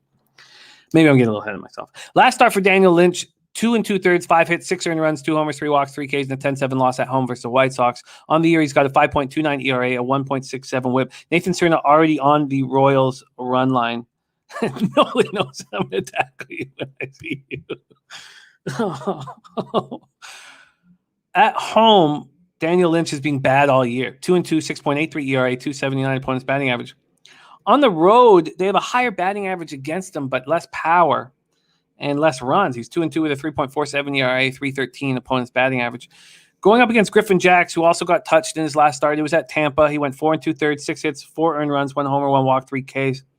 Neither team is hitting right now. Royals aren't hitting righties, 248, 690 OPS over the last 30. And the Twins aren't hitting lefties, 208, 631 OPS. Royals bullpen, Twins bullpen, both have been lights out of late. Would it surprise you if both these pitchers were very good here? And in fact, it wouldn't surprise me now that I think about it. The Twins have not seen Daniel Lynch, and Griffin Jax, they've smashed Griffin Jax, these Royals. 389 with a 1.121 OPS. Raymond Reichart says, you think they get to Hendricks? I don't know if they get to him, but he's got bad numbers at home, Hendricks. So let's take a look at the – oh, no, Ski's in on it too. Oh, no, not flush. Okay, here we go. In this spot, Minnesota Twins KC. Minnesota opens up at minus 125, now minus 119, and this total's gone from 10 to 9.5. What's that first 5 total, I wonder? Let's just move over there quickly, and then we'll look at the cash. This first is at 5, but BetOnline's moved it to 5.5. That's strange. Did it open at 5.5? No, they just moved it to 5.5. Feels like Daniel Lynch has a better opportunity to be a winner here. John Tom says Daniel Lynch is a kid is kind of a bet on for me. They win or the game goes over. Eric Jones already on Kansas City money line. Okay, so then let's see if this money makes sense here in this spot. It's 1,462 tickets in, small sample size, but 52% of the tickets, 84% of the cash on these Royals. Yeah. I get it. Both bullpens have been good, and I don't want to double up here. So Donald still says Lynch has significantly outperformed his xFIP in away games, just being lucky. Yeah, you can see that, can't you? Morgan Spooner says under 10, big number for these offenses. But I think the market is telling us that Griffin Jax is more vulnerable than Daniel Lynch. And also, if we look at the way the Twins are hitting lefties, I mean, 208, 631 OPS. I mean, losing Nelson Cruz, that's a big part of your battle against lefties. I still think the Royals are the play here.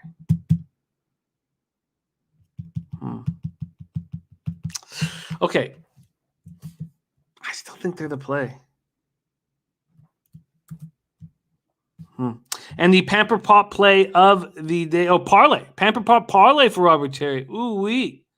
San Francisco money line. Jays minus 1.5. Houston money line. St. Louis money line. Royals first 5 plus a half. From Robert Cherry. Respect. Robert Cherry. Pamper Pop parlay. Prince of the City says, when you come in America, God, I wish I had an answer for you. I miss America desperately, and I can't drive across the border, so I got to fly, which is not a problem, but COVID rearing its ugly head again. Okay, so I think the Royals are the play here. But, and I guess I can't, God, the Twins bullpen has been so good. I'm not sure what to do. I do not want to double up under any circumstances, so I'm deciding here between the first 5 or a full game.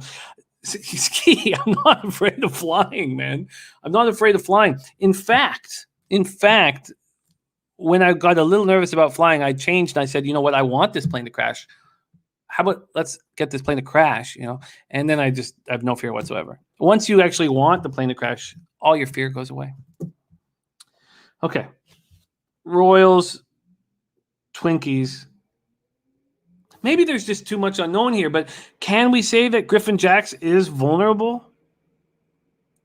And the Royals are just playing good ball? All right, we move on to 8:15 p.m. Eastern, and we have a Gambler's First Glance. Cardinals money line at plus 118. Gambler's First Glance. As soon as everyone gets their fourth fax. Oh, God. It's just fucking never ending, this shit. Raymond Reichart getting the Giants -1 at -120. Okay. I'm on the first 5 under 4.5. TJ's play of the day is the full game under 8.5. Razor Sharp Pick says, can the Pigeons give you a ride to America? God, the Pigeons have actually made me up my game in the bedroom. Seeing the hammer fest that goes on in the balcony, and the eyes solely fixed on me while they're fucking hammering. I've upped my game. I'm not going to let pigeons out fuck me. Okay. I'm on the first 5 under 4.5. TJ is on the full game under 8.5, and Gambler's First Glance is the Cardinals money line at plus 118. Let's break this down. Cincinnati Reds 74-67. Oh, and the pimp slap play of the day. St. Louis first 5 plus a half, going for 4 straight. And shit, CT Bay's on the other side.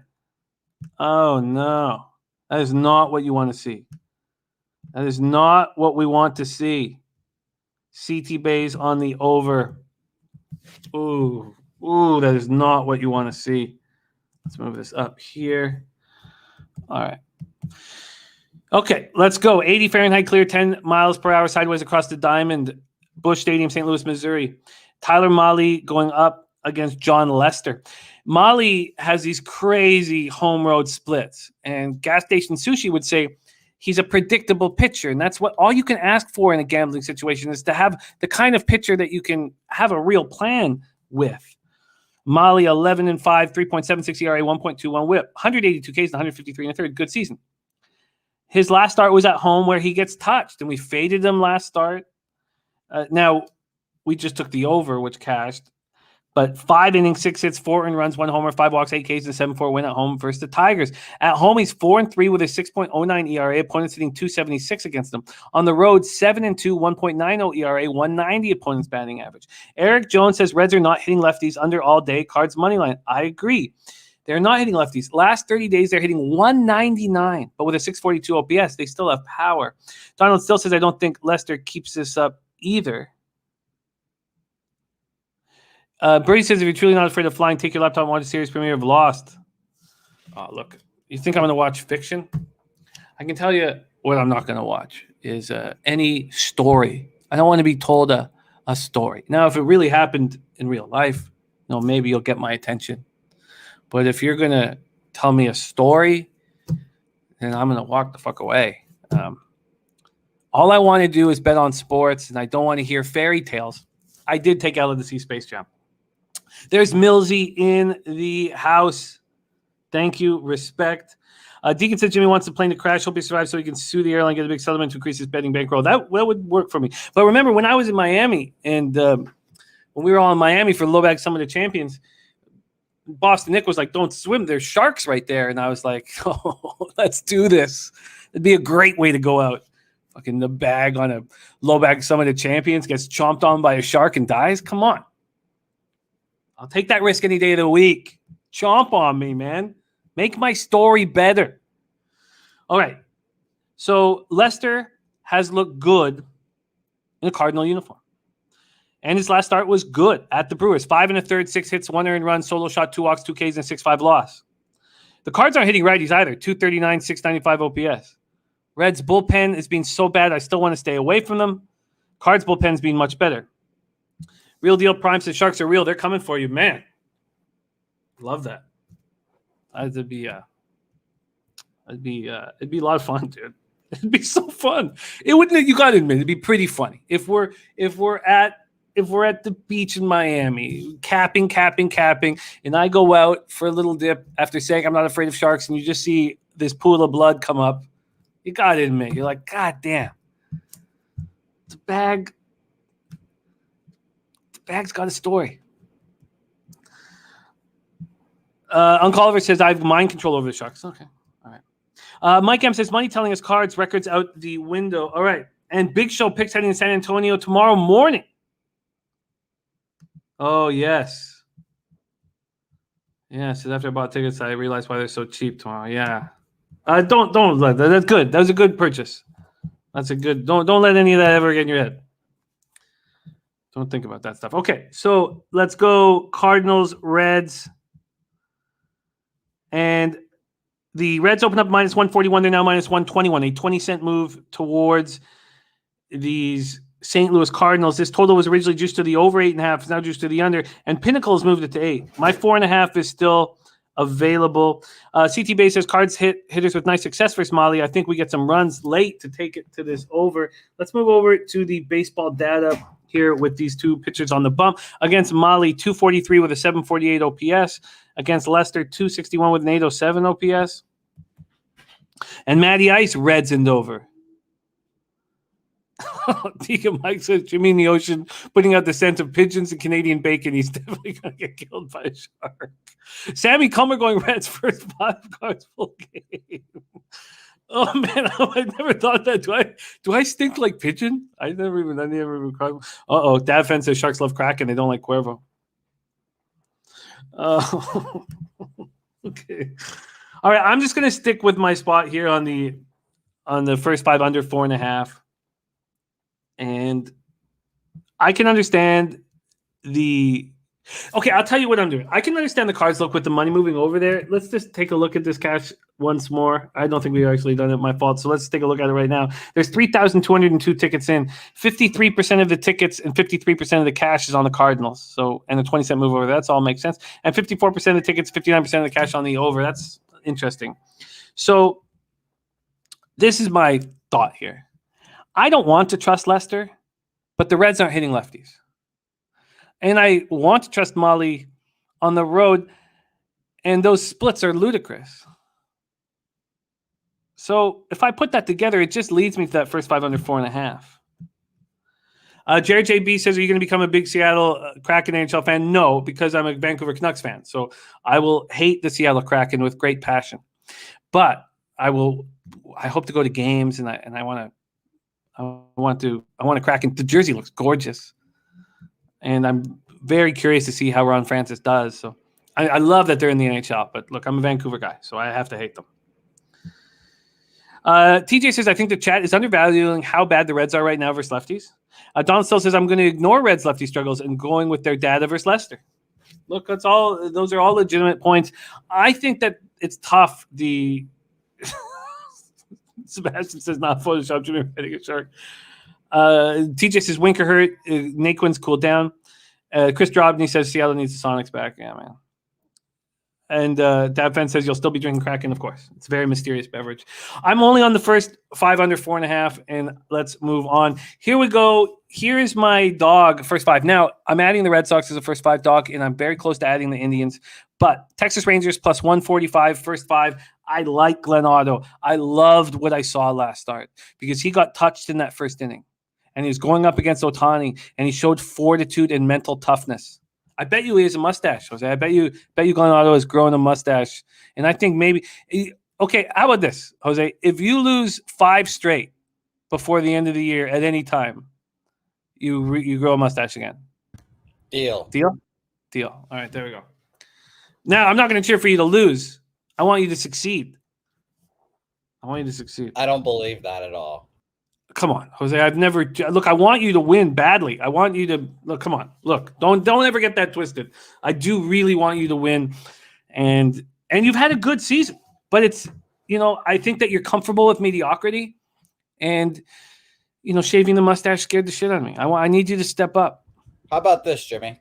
Sure. How about I'm just not. I won't shave until the next time I see you. The first time. If you lose 5 straight.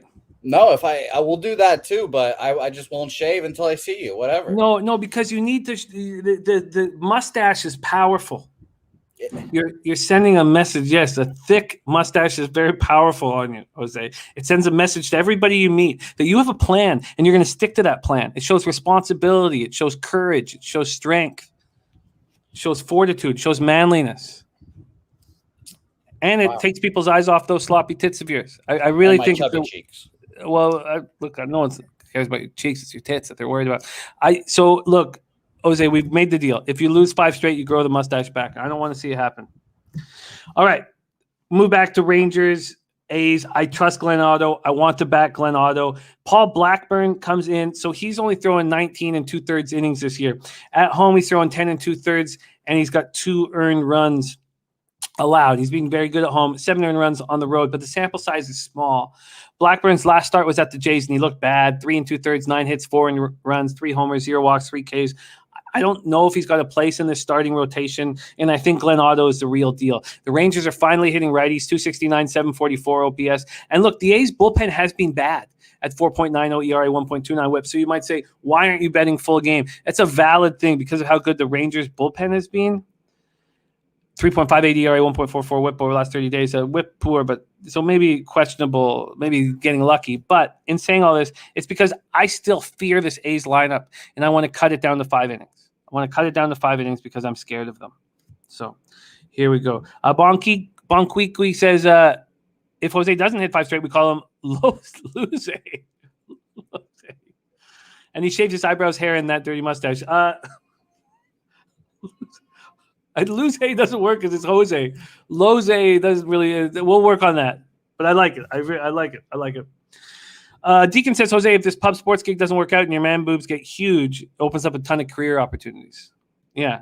Oh, don't question whether those tits are going to get huge, man. We know just it's more when those tits, blow up, there's going to be opportunities for you. You guys are going to scare me straight into like working out and having a 6-pack. And just like not getting these tits up. I hope you realize this, Jimmy. That's fine because if you start working out, you can never stop because if you stop for 3 weeks, tits. Well, I hate myself too much to work out, so fuck that. Well, don't worry. Tits are in your future. It's no thing. Not a big thing. Okay, so the A's open up minus 176. They're now minus 180. A 4-cent move towards them. This total at 8.5 is now juiced to the under, and Pinnacle's moved it to 8. When we go to the baseball data here, only 2 batters have seen Blackburn, 2 for 3 against them, but that doesn't mean much. And the A's haven't seen Otto, who I really like. We go over to the cash flow scenario here. 3,228 tickets in, 54% of the tickets on the A's, 38% of the cash. This is screaming Texas Rangers. It is screaming Texas Rangers. Maybe I should have gone full game, but I'm only going first 5, and I don't want to double up on it. All right. So there you have it. Rangers first 5 plus 145. Let's just see what it is right now around the market, just to see if I did, because seeing all the money on the Rangers means you have to think that first 5 is moved. No, you can still get it. Still get it right there. Okay, so there you go. Now we move on to, we've got 2 games left, and we got so much football to talk, so let's move on quick here. Next up, Arizona Diamondbacks at Seattle Mariners, T-Mobile Park in Seattle, Washington, 68 Fahrenheit, mostly cloudy, 8 miles per hour to right center. These Diamondbacks are 17-52 on the road. Mariners are 40-29 at home. And I'll tell you what, I do not know what to do with either of these pitchers. Madison Bumgarner and Marco Gonzalez have thrown me for a loop. It's a nice night in Seattle, 68 Fahrenheit, as I said, 8 miles out to right center. Bumgarner, 4.52 ERA, 1.19 whip. He just faced these Mariners. It was at home, and they touched them. 6 innings, 5 hits, 5 earned runs, 2 homers, 5 walks, and 5 Ks. Marco Gonzalez last start was at Arizona, but they touched him as well. 5 earned runs, 8 hits, and 5 innings, 2 homers, 1 walk, and 2 Ks. The Diamondbacks are smashing lefties right now. Last 30 days, 273, 810 OPS. Sanka, great to see you. Thank you. Happy Friday to you. The Mariners versus lefties, 245, 696 OPS. Diamondbacks, oh, wow, it's Friday. It's Friday, which means it's Red Girl's birthday. All right, I was thinking about all the great female cappers that we have. And today we have, Crystal Warren, we have Sanka, and we have Coactus with us. And then obviously thought of Red Girl. So we should reach out. Send a happy birthday message out to Red Girl. Okay, so the Mariners aren't hitting lefties, 245, 696 OPS. So what is the biggest difference in this game? I would say it's the fact that Diamondbacks are hitting lefties so much harder than the Mariners. Is that enough for you to bet on the Diamondbacks? Because probably an even bigger difference now that I look at it is the Mariners bullpen has been so much better than the Diamondbacks bullpen. Mariners bullpen the last 30 days, 3.02 ERA, 1.21 whip. So let's move on to this spot here and take a look at the market. Again, we are breaking down the Diamondbacks, Mariners. Here we go. Full game, money lines, and totals. Here. Oh, we don't know. Look at this. It's off the board. It's off the board now. So maybe there's no Gonzalez pitching. Really? Off the board? Wow. Off the board. So CT basis, Gonzalez last 2 starts, 7 and 9 innings pitched. Donald still says, I've been fading Marco unsuccessfully for a month and left him alone last week, of course. Yeah, they're tricky. It's tricky. There's no doubt about it. Okay, so we don't know what's going on with this game. It's off the board right now, so something's up, and we will move on. Move on to 10:10 p.m. Eastern. San Diego Padres at Los Angeles Dodgers. That's the next spot on the board. We're at Dodger Stadium in Los Angeles, California. 79 Fahrenheit, clear, 5 miles per hour, out to right center. Joe Musgrove going up against Julio Urias. I initially thought that the Padres and Dodgers are hitting so poorly right now that the under should be in play and the Dodgers should be in play. But the market scared me off. Let's just start with the market right now. The Urias opens up at minus 166. He's now minus 153, a 13-cent move towards the Padres. A 13-cent move towards the Padres, who are hitting 217 with a 614 OPS in their last 30 days. I mean, that's – and then look at the Dodgers, right? He's 210, 661. I mean, it's not much better. And then this total opening up at 8 is now at 7.5, which I understood. I understood why it's moving towards the under. The first half, I missed the 4.5. It's now sitting at 4. And special announcement. Jacksonville. Special announcement for the chat. Pub Sports Radio going to be in attendance for the September 16th Astros Rangers game. Swing by and say hi to some PSR guys. Nutflush has checked Julio's home numbers. Yes, 4-1, 3.78 ERA, 245 opponents batting average. Much worse than it is on the road, where he's 12-2, 2.64 ERA, 213 opponents batting average. His last start, though, was at the Giants on the road, and he looked very good. 5 2/3, 8 hits, bent didn't break, 1 earned run, no walks, and 8 Ks. Musgrove's last start was at home versus the Astros, and he looked pretty good. 5 1/3, 7 hits, 2 earned runs, 1 homer, 1 walk, 4 Ks, and a 10-2 win at home versus the Astros. Let's move over to the baseball data here. Against Musgrove, they're hitting 307 with a 901 OPS. And against Urias, 247 with a 797 OPS. Noli Nose is on the under 8. This Padres bullpen's been so bad lately. I want that first 5 under. Sean Thompson says, yep, this is a Padres spot. Let's take a look at the cash flow here. This is our last game on the card. We have 3,455 tickets in. 77% of the tickets, 95% of the cash on the Dodgers, and the market's moving towards Pirates. It's just a giant red flag. Then we have 76% of cash on the under. I want the first 5 under. I'm moving on it. All right, there you go. There is our MLB breakdown. And Mariners start. Oh, it's Gonzalez. You mean CT Bays. You said Mariners starter, not TBD. So what we do know is it's Bumgarner. That's what I thought. Okay. Robert Cherry says, is that a full mustache on Jose or a collection of pubic hairs? I've watched that mustache grow, and I believe it is a mustache, not a collection of pubic hairs, but legitimate question. Remo says, how do they get 9 runs in this game? Under 8 looks good. I do not trust the Padres bullpen. Okay, so let's go. And PG 00187 is on the Padres money line. All right, let's break down all these games. Giants -1 due to our guy, not Flush Allen. I'm going to move with him on it. Giants -1. It's a bullpen day. They know they need wins desperately. And do the Cubs really care? Now, the market does concern me a little bit, but the market is expecting a nice start from Hendricks.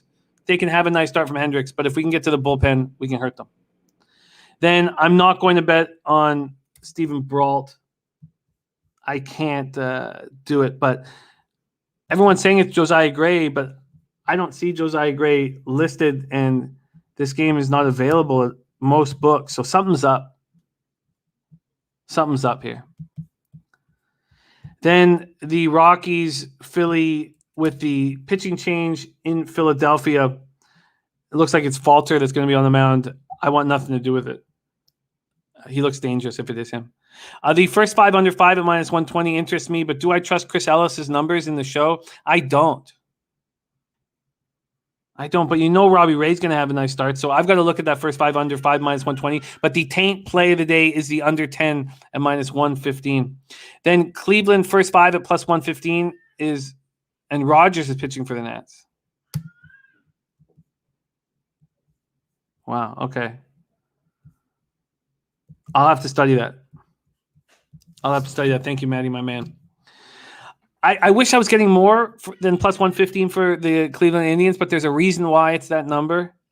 So it's just a nice spot for them. Rusty Kuntz play of the day is the Yankees full game minus 128. We saw the market move towards the Mets earlier in the show, and there wasn't a ton of tickets for the sample size, and all the money was on the Yankees, and it stopped us in our tracks. We now have another 700 tickets or so 2,395 tickets in, and there's no difference. 73% of the tickets, 89% of the cash on the Yankees market moving towards the Mets. It's crazy. I'm already on the Yankees first 5 minus 115. I'm going to have to deal with that. The Blue Balls play today's Rays team total over 4.5. I'm off of Rays Tigers. The first 5 under 4 at plus 106 is Jose Seje play of the day.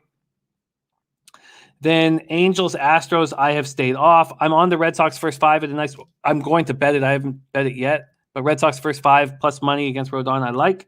There's Slick Rick in the house. Yes, we opened with that breakdown, and by the end of it, we'll go over it quickly one more time. Royals, I expect to move on the Kansas City Royals and Daniel Lynch here, but I am going to look into it a little bit more. A gambler's first glance, going for 7 straight winners, is the Cardinals money line at plus 118. I'm already on the Cincinnati Reds first 5 under. TJ's on the first full game under, but both CT Bays and Matty Ice are on the full game over, which is very concerning for us. Rangers first 5 plus 145. That I only made 3 bets before the show. That was one of them. And then Diamondbacks Seattle. We're waiting to see who's going to pitch for Seattle, and I want the first 5 under 4 in Musgrove Urias. There you have it. I really think the one vulnerable spot here is the Padres bullpen, and I guess the market moving towards the Padres is just saying that Musgrove is going to have this great start. There is some thought here. One from Hunter Engelhardt that the Cubs were going to be really strong with Hendricks on the mound. And, maybe that's so. But so far this year, he's been terrible at home. 297 opponents batting average, 5.56 ERA. The Giants need to win this game.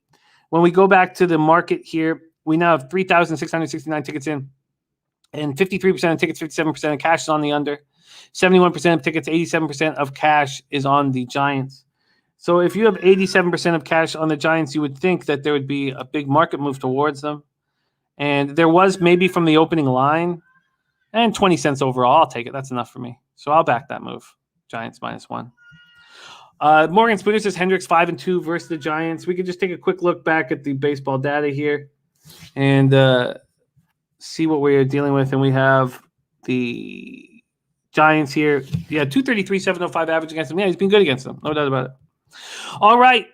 There we go. We now move from MLB over to NCAA football, college football, and we're running real nice, sitting 14-3, 82.4% plus 10.7 units ROI plus 62.94%, average line -110. 110. We have the place bets in NFL up there. We're going to move on to that after. Jose, if you could throw up the bets from college football that we've already locked in. I don't know if we have them set up yet, but if we do, if we could pop that up on the screen. And I'll go over them very quickly here. I believe I have them right here, and I do. So we moved on UAB plus 25.5 at -120. That's down to 23 at some books. JT Daniels looks like he will not be playing. So we killed that market move, but the Temple Akron move has gone way against me, and I got it at the absolute worst time. Over 55 -105. It just went right against me. Wyoming, Northern Illinois, under 44.5 -115. DJ Big Boss helped us towards that spot. Then Colorado State full game. First half and full game. We're stepping on the throat of Vanderbilt in this spot, and we're on Arizona -2. Arizona -2. So those are our spots here. Noli Knows says Marlins Braves under 8.5. Under 8.5 for Noli Knows. Okay. Henry Dice says quick thoughts on the Washington football team money line -120. It's a very tough game against the Chargers. A very, very tough game. And a lot of hopes kind of ride for both teams on starting out the year with a win against a tough opposition. And am I overvaluing Fitzpatrick over there? Is a very likely possibility. And do I want the Chargers in their first game of the year on the road in Washington? I don't. Even though if I had a free play, it'd probably be on the Chargers. I think it's a very difficult game. We understand that the front seven for Washington is just absolutely nasty. But Is Fitzy really that big of an upgrade? I think it's a very, very tough game. Very tough game. Okay, let's break down college football here. And we are breaking down the Friday games. So let's pull up the first Friday game. And that's the only bet I've made so far. We're Kansas at Coastal Carolina. I took Coastal Carolina first half minus 15.5 at minus 120. We're at Brooks Stadium in Conway, South Carolina. Let's pull up the market moves, and we'll pull up the cash first, and then we'll quickly break down the game. And we don't have very much time, so I will be moving quickly here. Here we go. So spreads and totals. Come on, hurry up. Here we go. The Coastal Carolina opens up at minus 27. It's now minus 26.5. So I believe that's gone down even lower than that. It's coming back up. Yes. So it moved to 25 quickly. It opened at 27, and within 20 hours, it had moved to 25. It was at 25 until yesterday when it moved back up to 26.5. And then from a total standpoint, let's move over there.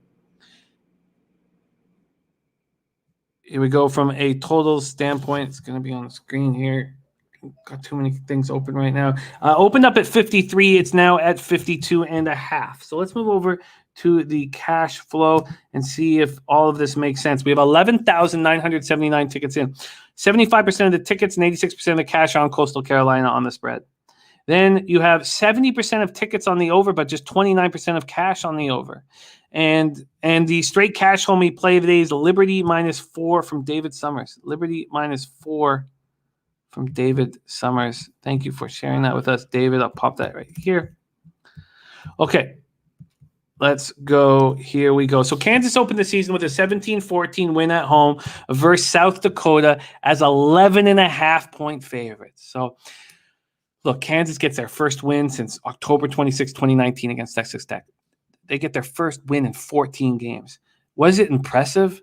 It wasn't at all impressive. South Dakota outgained them. They looked bad.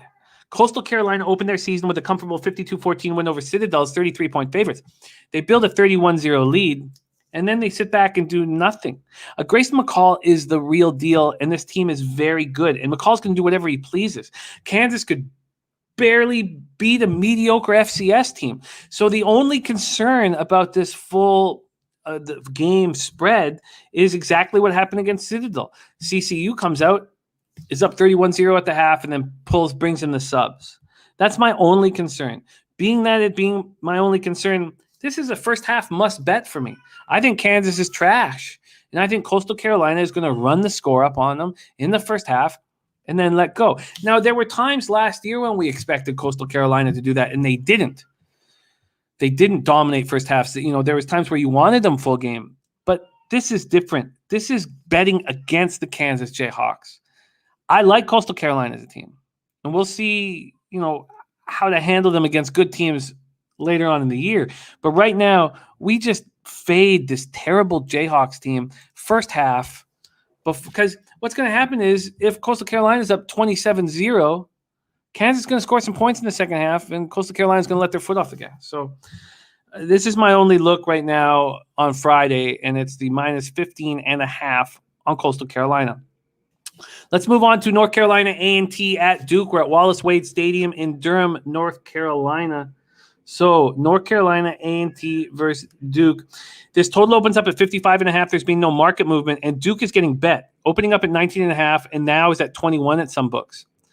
And there's some really interesting pieces to this puzzle.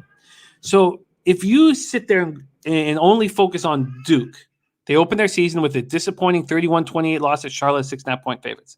Mateo Durant was a monster. It was everything that we expected from him. Rushed for 255 yards on 25 carries. Craig Wood says Coastal needs to look good against Power 5. This is a smash spot. I like it smash spot early, but I'm just a little concerned about it late. Gunnar Holmberg had that disaster fumble on the goal line. He was okay. 20 for 29, 228 yards, 1 touchdown, 0 interceptions. So from just a purely Duke standpoint, I can understand why you look at this game and go, oh, Duke is angry. They just lost to Charlotte. Charlotte gets their first win against the Power 5. Duke is going to take it out on North Carolina A&T. That was my first instinct as well, because I don't know a lot about these North Carolina A&T Aggies. So let's talk about what happened with them. They opened their season with a 29-18 loss at Furman. They're 1.5-point dogs. So this is a situation where you're like, what happened? What did we do in week 0 and week 1? We bet against teams that didn't play. So this was North Carolina A&T's first game since they canceled all of 2020. So immediately, okay, well, obviously I want to fade a team in that situation. They played bad, 1 turnover at the goal line. The big thing here that I don't know if everybody is talking about is four of the Aggies' top defensive linemen missed the opener, and we don't know why. We don't know why, but what we do know is they're all going to be playing tonight. Devin Harrell, Jermaine McDaniel, defensive ends, Michael Branch, and Karfa Kaba on the interior were all out for the Furman game. So what I want to do, and I'm not sure if I'm going to do it. I'll tell you, the first thing I'm not going to do is I'm not going to take Duke at this. When New Mexico State lost that first game to UTEP 30-3, they covered that second game against San Diego State because there was a mistake in the market about exactly how bad they were. Now, we'll know when they play the Lobos how bad they are because they're 19-point dogs there. But 4 defensive linemen added to 4 important pieces added to the Aggies defense makes me think that they are going to be much better than other people think. And if Duke is just going to get hammered all day, at what point do we slip in and bet North Carolina A&T? That's my question. And look at this. Birthday wishes from Native Queen. Native Queen joining us. Native Queen was such a huge part of Low Shack in the Bag when we started. And the respect for Native Queen is so enormous. And there is Native Queen right there. Native Queen, we miss you. And it's wonderful, wonderful, wonderful to see you here with us. Okay, so there's moving parts to this North Carolina A&T team that I don't know if all of the public who are hammering Duke know. So let's go over to the cash flow in this spot. We only have 1,462 tickets in. And, you know, the big bets are being made on Duke on the spread. So 59% of the tickets, 84% of cash. Maybe I'm putting too much into this. But I'm going to sit back and wait and watch this line. And nothing about Holmberg's performance inspired me to bet them. The only thing that looked good for Duke is Mateo Durant, who's an absolute monster. Okay, so that is this North Carolina A&T at Duke game. The market moving quickly towards Duke. And I wonder at what point do we bet North Carolina A&T? And I'm going to be watching this number, and I hope it just goes up and up and up. Let's move on to 9 p.m. Eastern, North Dakota at Utah State. We're at Maverick Stadium in Logan, Utah. This game is going to be really fun, really fun. This total opens up at 51.5. It's now at 53.5, and money coming in on North Dakota, moving from 7 to 6.5. North Dakota open. Nathan Cerna says, my numbers say the Dukies first half minus 12.5. Nathan Cerna, I think it's tricky when we use our numbers on a team that didn't play in 2020. I was betting, in that week 0 spot, there was certain numbers that were saying that these teams that didn't play in 2020, but by using their 2019 numbers, were at a better place than the market was offering. And I know people who took them, who bet them, and it was a mistake. All those teams that didn't play in 2020, we can't base our numbers on 2019 is what I'm saying. Remo says, I hear screaming. Are there Haitian kids in the apartment? No, obviously the Haitian kids run the playground, so I wouldn't be sitting here all comfortable. I'd be sweating a bit. But that's my son looking for titty. My son searching for titty, and I respect that. Okay. And not Jose's titties, obviously. My girlfriend's voluptuous titties. All right. North Dakota opened their season with a 35-14 win at Idaho State as 10.5-point favorites. They're a top 15 FCS squad, and Otis Weah is a beast. He rushed for 114 yards and 3 touchdowns on just 22 carries, 5.2 yards per carry. Tommy Schuster is in control. I know he barely played as a sophomore, but I see him as in control right now, showing a lot of poise. And Noah Larson has his work cut out for him. We know that.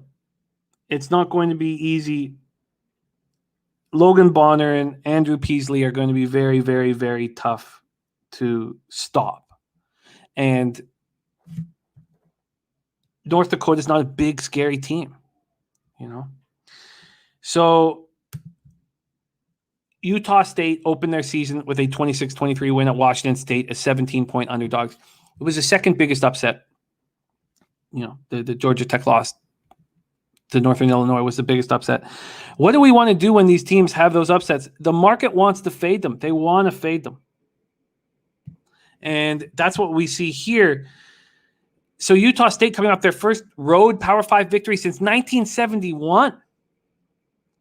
And they're 11-0 versus FCS team since 2009. Could they come in here a little overconfident? Sean Thompson is on -7 for Utah State. Let's see where the cash lies. We've seen these market already move towards the over and move towards North Dakota. We have 1,339 tickets in. 35% of the tickets are on North Dakota. 77% of the cash is on North Dakota. I mean, Utah State feeling so good about themselves. Coming home. God, it just... And this money moving towards them. Now, obviously, we'd rather have the 7. But to me, the market and the sharps are telling us that North Dakota is as good as Washington State, which is wild to say out loud.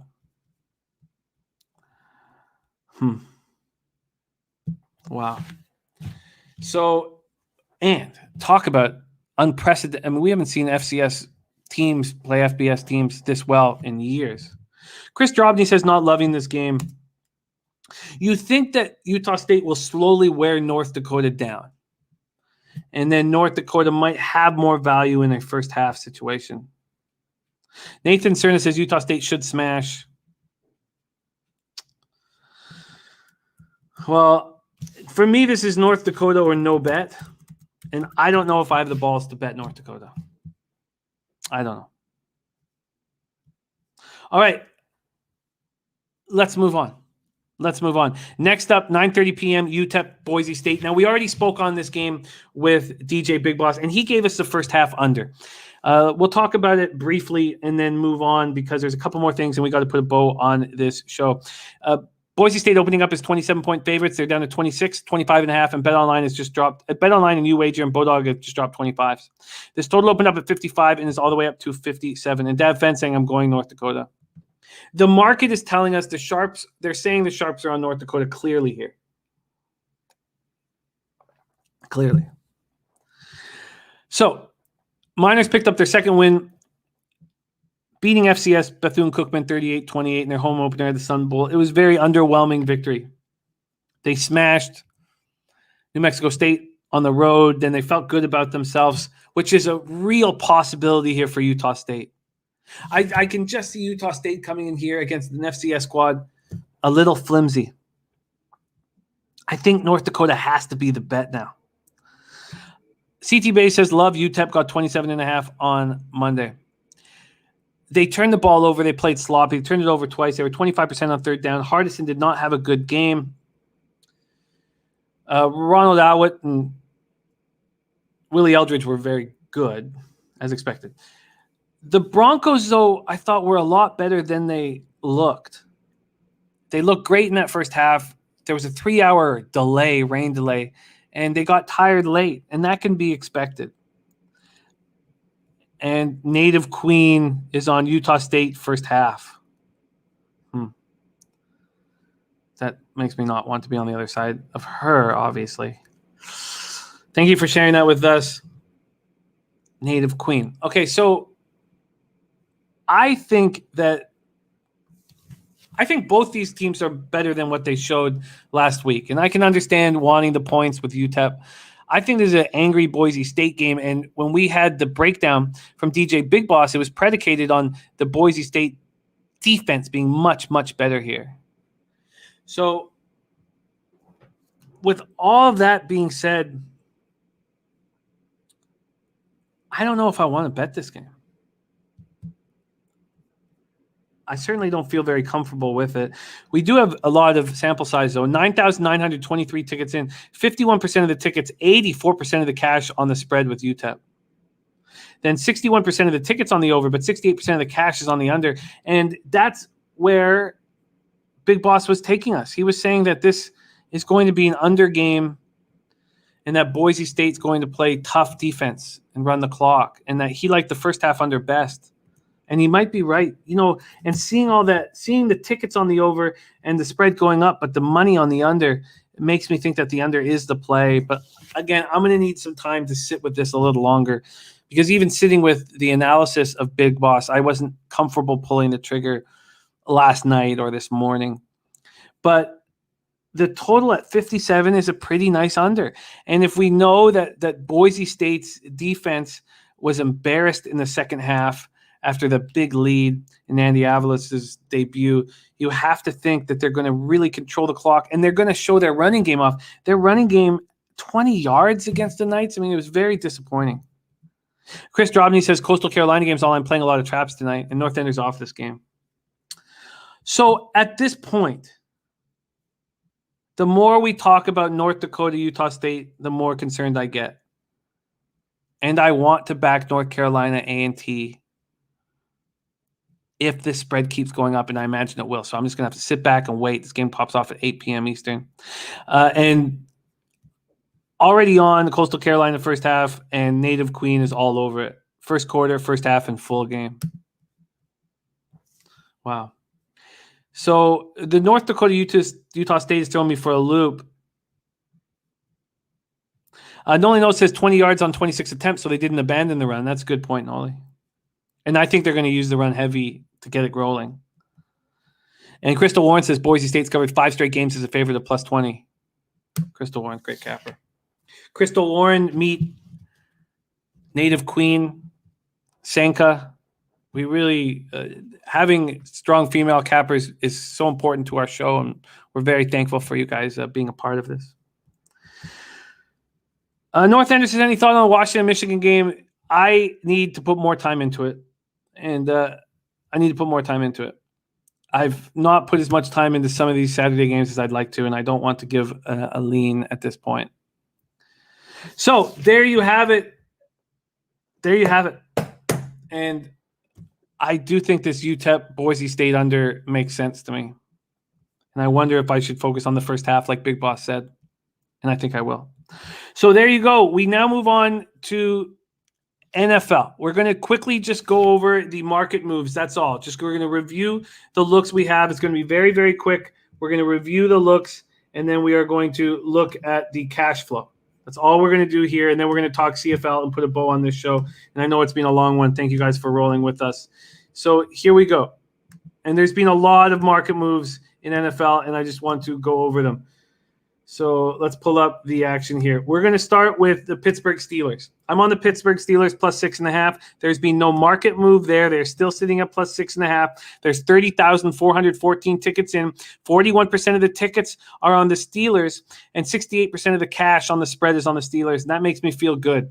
I think I'm in an okay spot here. Now, the 49ers. I should have moved on them after the Tuesday night show. I could have got -7 at -120. When we got to Wednesday morning, it was -7.5, and it was juiced. So instead, I took the -8 at plus 105. So I have the Niners -8 at plus 105. They're now 8.5 at some books, 8 at others, and there's still some 7.5s. Wow, is that real? Has it really gone down to 7.5 at? If it's gone down to 7.5 at Bet365, that's crazy. It has at -115, which says that there's money coming in on the Lions. Let's take a look at this here. 3,300 33,919 tickets in, 25% of the tickets, 29% of the cash on Detroit. So that's interesting. Very, very, very interesting. Burberry Jack says, if I bet $1,000 on the Niners versus Lions, am I making a good decision? Well, if your unit size is $1,000 and you're not taking them on the money line because there's no risk reward there. So if that's your unit size, that's what you bet. You make $1,000 bets, then sure. But if you don't usually make $1,000 bets and you want, there's a reason why in survivor pools it's not over 35% on the Niner. I believe it's at 32%. And I'm not using them in my survivor pool. A road team on a Thursday night is, yes, I think they easily win. But a road team on a Thursday night is probably not, if that's not your unit size of $1,000, is probably not what you want to do. Raymond Reichard, thank you so much for listening, my man. And CT Bay says, sleep on the Jets if you must, but they will cover, could win outright. And we're going to get to that spot here.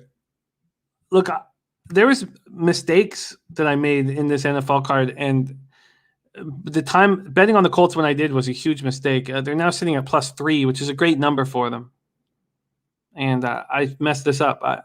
I think the Colts at +3 is a good spot here. 21,360 tickets in. 28% of the tickets are on the Colts. 46% of the cash on the Colts. I think that price is nice. Yes, James Lowe will be moving into CFL here in a second. Burberry Jack says spread -7.5. You know, I just think that you can't hang your hat on for sureties in the first week of a season on the road. But the only favorite that I like more than the Niners is the Rams at -7.5. Crystal Warren says, I just hate betting on teams who are in the middle of quarterback uncertainty. Okay, so I'm also on the over 50.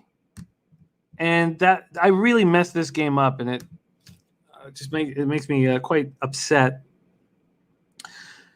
It's now down to 49 right across the board. I got 50, and 81% of the tickets are on the under with 50. Sorry, 81% of the cash is on the under with 50% of tickets. So the smart money is clearly on the under, and I'm on the over. It makes me uncomfortable. CT Base says Curtis Samuel on IR. Got to stay off Washington football team this week, but I like them this season. So I doubled up on the Panthers, and I got the worst lines you could possibly get. I panicked. I just saw the market moving so quickly to Carolina that I was like, oh, I agree. I think this is the spot. And then there's a 3.5 now I'll bet online. Sharp money's got to be coming in on the Jets. And let's just take a look at this very quickly here. New York Jets, 21,058 tickets in. 29% of the tickets and 45% of the cash on the spread is on the Jets, and I'm very nervous. Very, very nervous about what I've done. Then I'm on the Browns +6.5. Finally, something I can feel okay about. It's moved to 5.5. So I can have some hope here. There's 27,930 tickets in, and 36% of the tickets and 36% of the cash is on Cleveland. And there's been a point moved in their direction. I feel pretty good about this spot. Pretty good. Josh Benedict's on Rams -7, Cardinals +3, Browns +6, Raiders +4.5, Bills versus Steelers 48. Are you on the under or over? And says Sharps will steam the over, says Josh Benedict. Okay, so then I'm on the Saints +4 at -105, and the Saints team total over 21.5. Let's move over to the Saints. Here they are. 3.5s right across the board. I could have got a 4.5 if I had done it on Tuesday night, and I had to settle with the 4, which is a little upsetting. And this total is now dropped to 49.5 at some books. So let's move over to the cash flow there in this spot with the Saints. We have 24,866 tickets in. 35% of the tickets on the Saints and 66% of the cash. Clearly sharp money is on the Saints. And my only thing is I wish I got the 4.5, not the 4. Then I'm on the Rams -7.5 at -110. Over there. Rams -7.5, -110. I like this spot. I think that Dalton's being sent to the Wolves. I think he's going to get eaten up. I'm also on the Bears team total under 17.5, and that's a bad number. You can get 19.5 at Sports Interaction. It's still 17.5 at Bet365, and I know that the 17.5, 19.5, there's not a huge difference there. And then I'm on the Ravens first half -3, a bet that I probably I should go to the Rams-Bears cash here for you guys. 30,263 tickets in. 84% of the tickets, 84% of the cash on the Rams. And then 49% of the tickets, 69% of the cash on the under. And then for the final spot, this Ravens spot here on Monday, we have 16,846 tickets in. 42% of the tickets, 53% of the cash on the Raiders. So sharp money there. And then 61% of the tickets, 63% of cash on the over. And I'm on the Ravens first half. Man, Native Queen, you class us up. So it's so wonderful to have you with us. So thank you for taking the time, and we miss you dearly. And Loshak and I are every Tuesday, and I know Pete would love to see you. Okay, so there's my NFL card, and I have no plans for any additions at this point. So there we go. Let's move on to CFL and put a bow on this. And this is a tricky CFL game. Very tricky CFL game. We have the rematches from the Labor Day battles, and this is a good one. And it's right out my window at BMO Field. Let's move over to full game spreads and totals here. The Ticats open up as 1-point favorites, and there's been a ton of movement. The Argonauts are now 1-point favorites. But look at this. This got to the Argonauts 3-point favorites today. So they open up the Argonauts as 1-point dogs. And then that was on yesterday, Thursday at 6:51 p.m. Then within an hour, they're 2.5-point favorites. So, you can say that sharp money's coming in on Toronto. Then they get to 3-point favorites last night. 3-point favorites last night. Then this morning, money starts coming back in on Hamilton, and we're sitting at 1.5 right now. Crystal Warren says, I'm on the Saints too. Sean Thomas says, Elliott Saints almost bet it. Another team I'm watching like a hawk. James Lowe likes Hamilton +3. Josh Benedict, it's my absolute pleasure. I enjoy this immensely, and I'm so thankful to get to cap with you guys every day. It brings so much light and happiness to my life, and I owe you guys the big thank yous. Really, really, truly do. Mark is on. Says new quarterback for Jets, Pats, Jags, all enough to move ball downfield and at least get field goals plus 1 TD each without turnovers. All 3 games are low scoring overs, which makes first half overs look good to me. It's interesting. Look, okay, here Tiger Cats, Argos. So huge market movement back and forth, and then let's go over to the total before we put a bow on this bad boy. Opens up at 47.5, and we're still at 47. So let's see what Pinnacle did, because I thought there's been very little movement here on the total. And one thing that we saw, sorry, let me get this guy gone forever. All right, no spam, please. Okay, so I had that monster run from Thursday to Saturday in college football. I won 10 straight, and streak snap of San Jose State, losing there. And I was saying that, oh, Jesus. God, what do we got to do with this? Sorry, we got some. There we go. Let's remove this guy. Apologies for the spam. I imagine that he will come back again with a different move. Okay.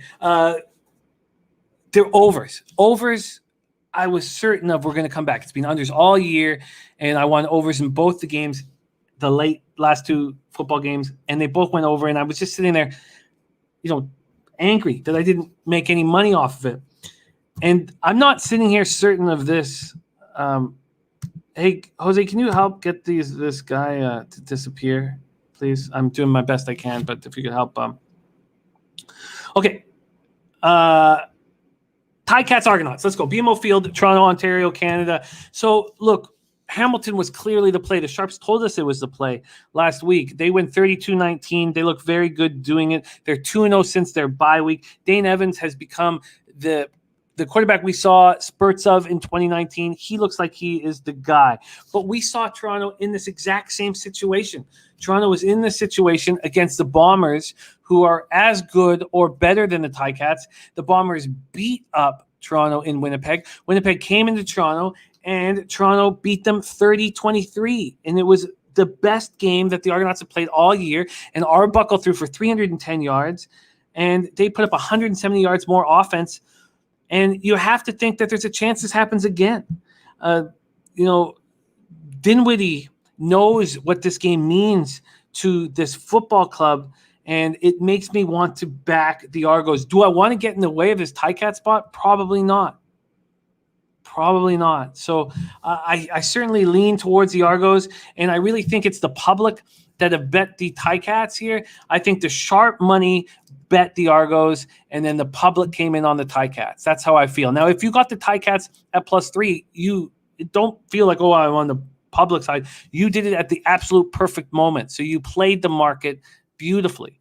But it feels like the Argos are going to smack back because they did that to the Bombers. So that is the Tiger Cats Argos. I don't know if I have the balls to pull the trigger on the Argos, but I'll be looking at it very, very quickly. Abel Alvarez, great job. Pamper Pop play of the day is in. Robbie Ray over 8.5 Ks. This has been a long one. Thank you guys so much for sticking with us. Let's go over a couple spots here. Just let me copy and paste Pamper Pop play of the day. Matty Ice, the Summers are for Taint is on Air Force -5.5. Kraken play of the day is on the Argos -2, and I want to join him. Then we have Larry Garr looking for action tomorrow at Wrigley, so it'd be nice to break that down. North Ender says, I agree with your breakdown there, Jimmy. Happens a lot after the Labor Day Classic. Are you going to pull the trigger, North Ender? Because if you do it, that might push me towards doing it. Okay, and don't forget, our man Jose has put together a Friday special of the highlights from this week's show that will be on next.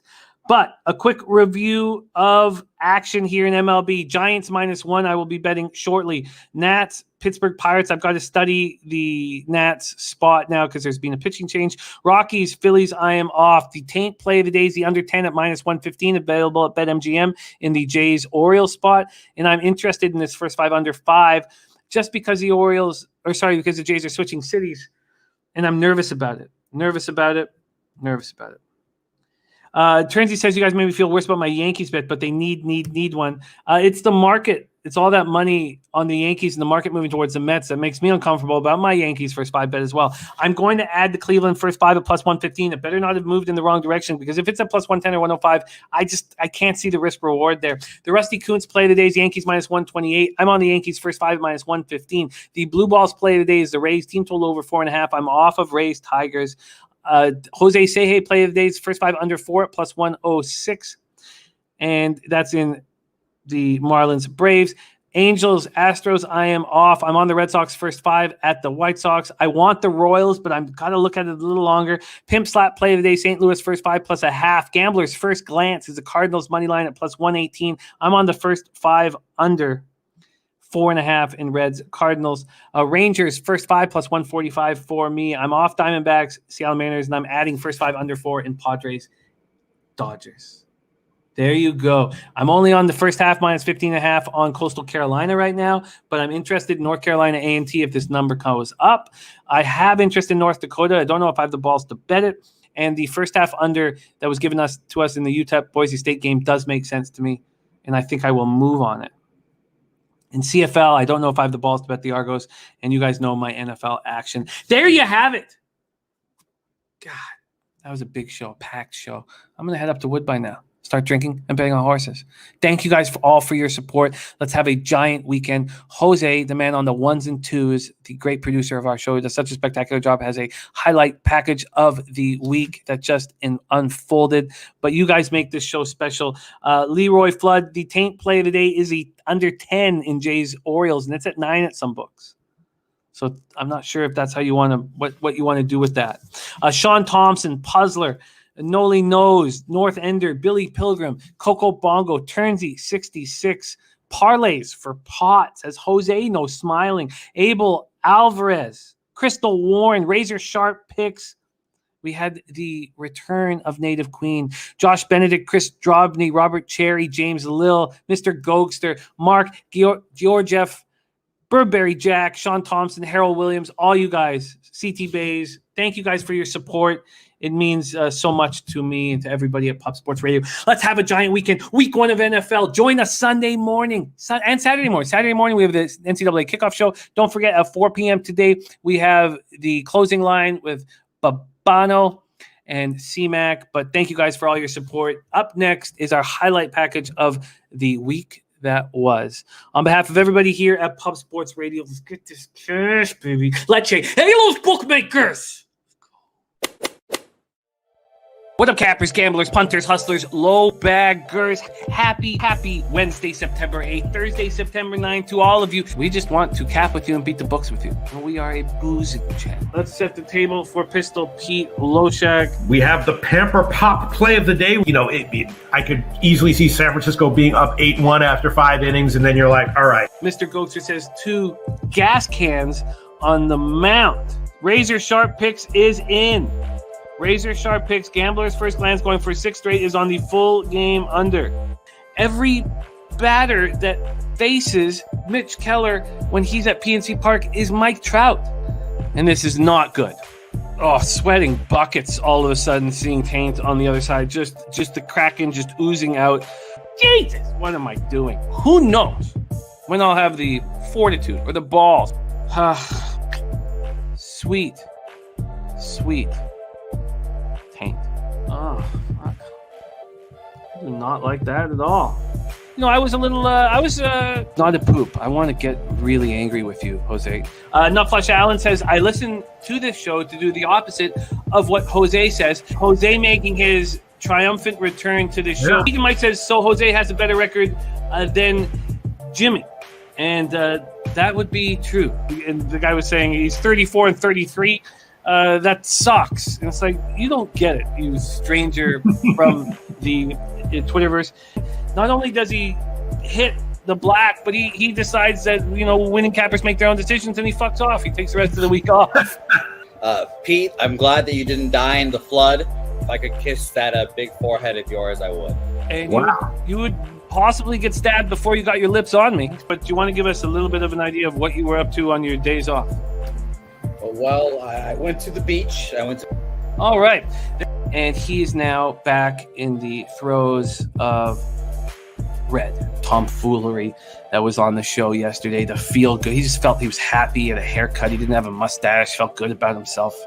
And I will come back and just fucking lay a strip into you, motherfucker. And the Taint play of the day is in. Shout out to all Rusty Kuntz. Resting so comfortably. You know, just the head of the snake there. The head of Rusty Kuntz's snake.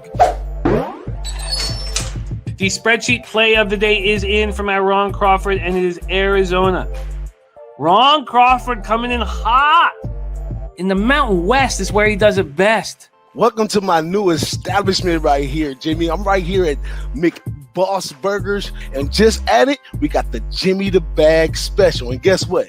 It don't come with a bag. We put your burger in your hand, your cups in the fries, and some dirty water in your pocket. Real Jolly Roger says that I'm subliminally telling you guys to use caution. Oh, where is this anymore?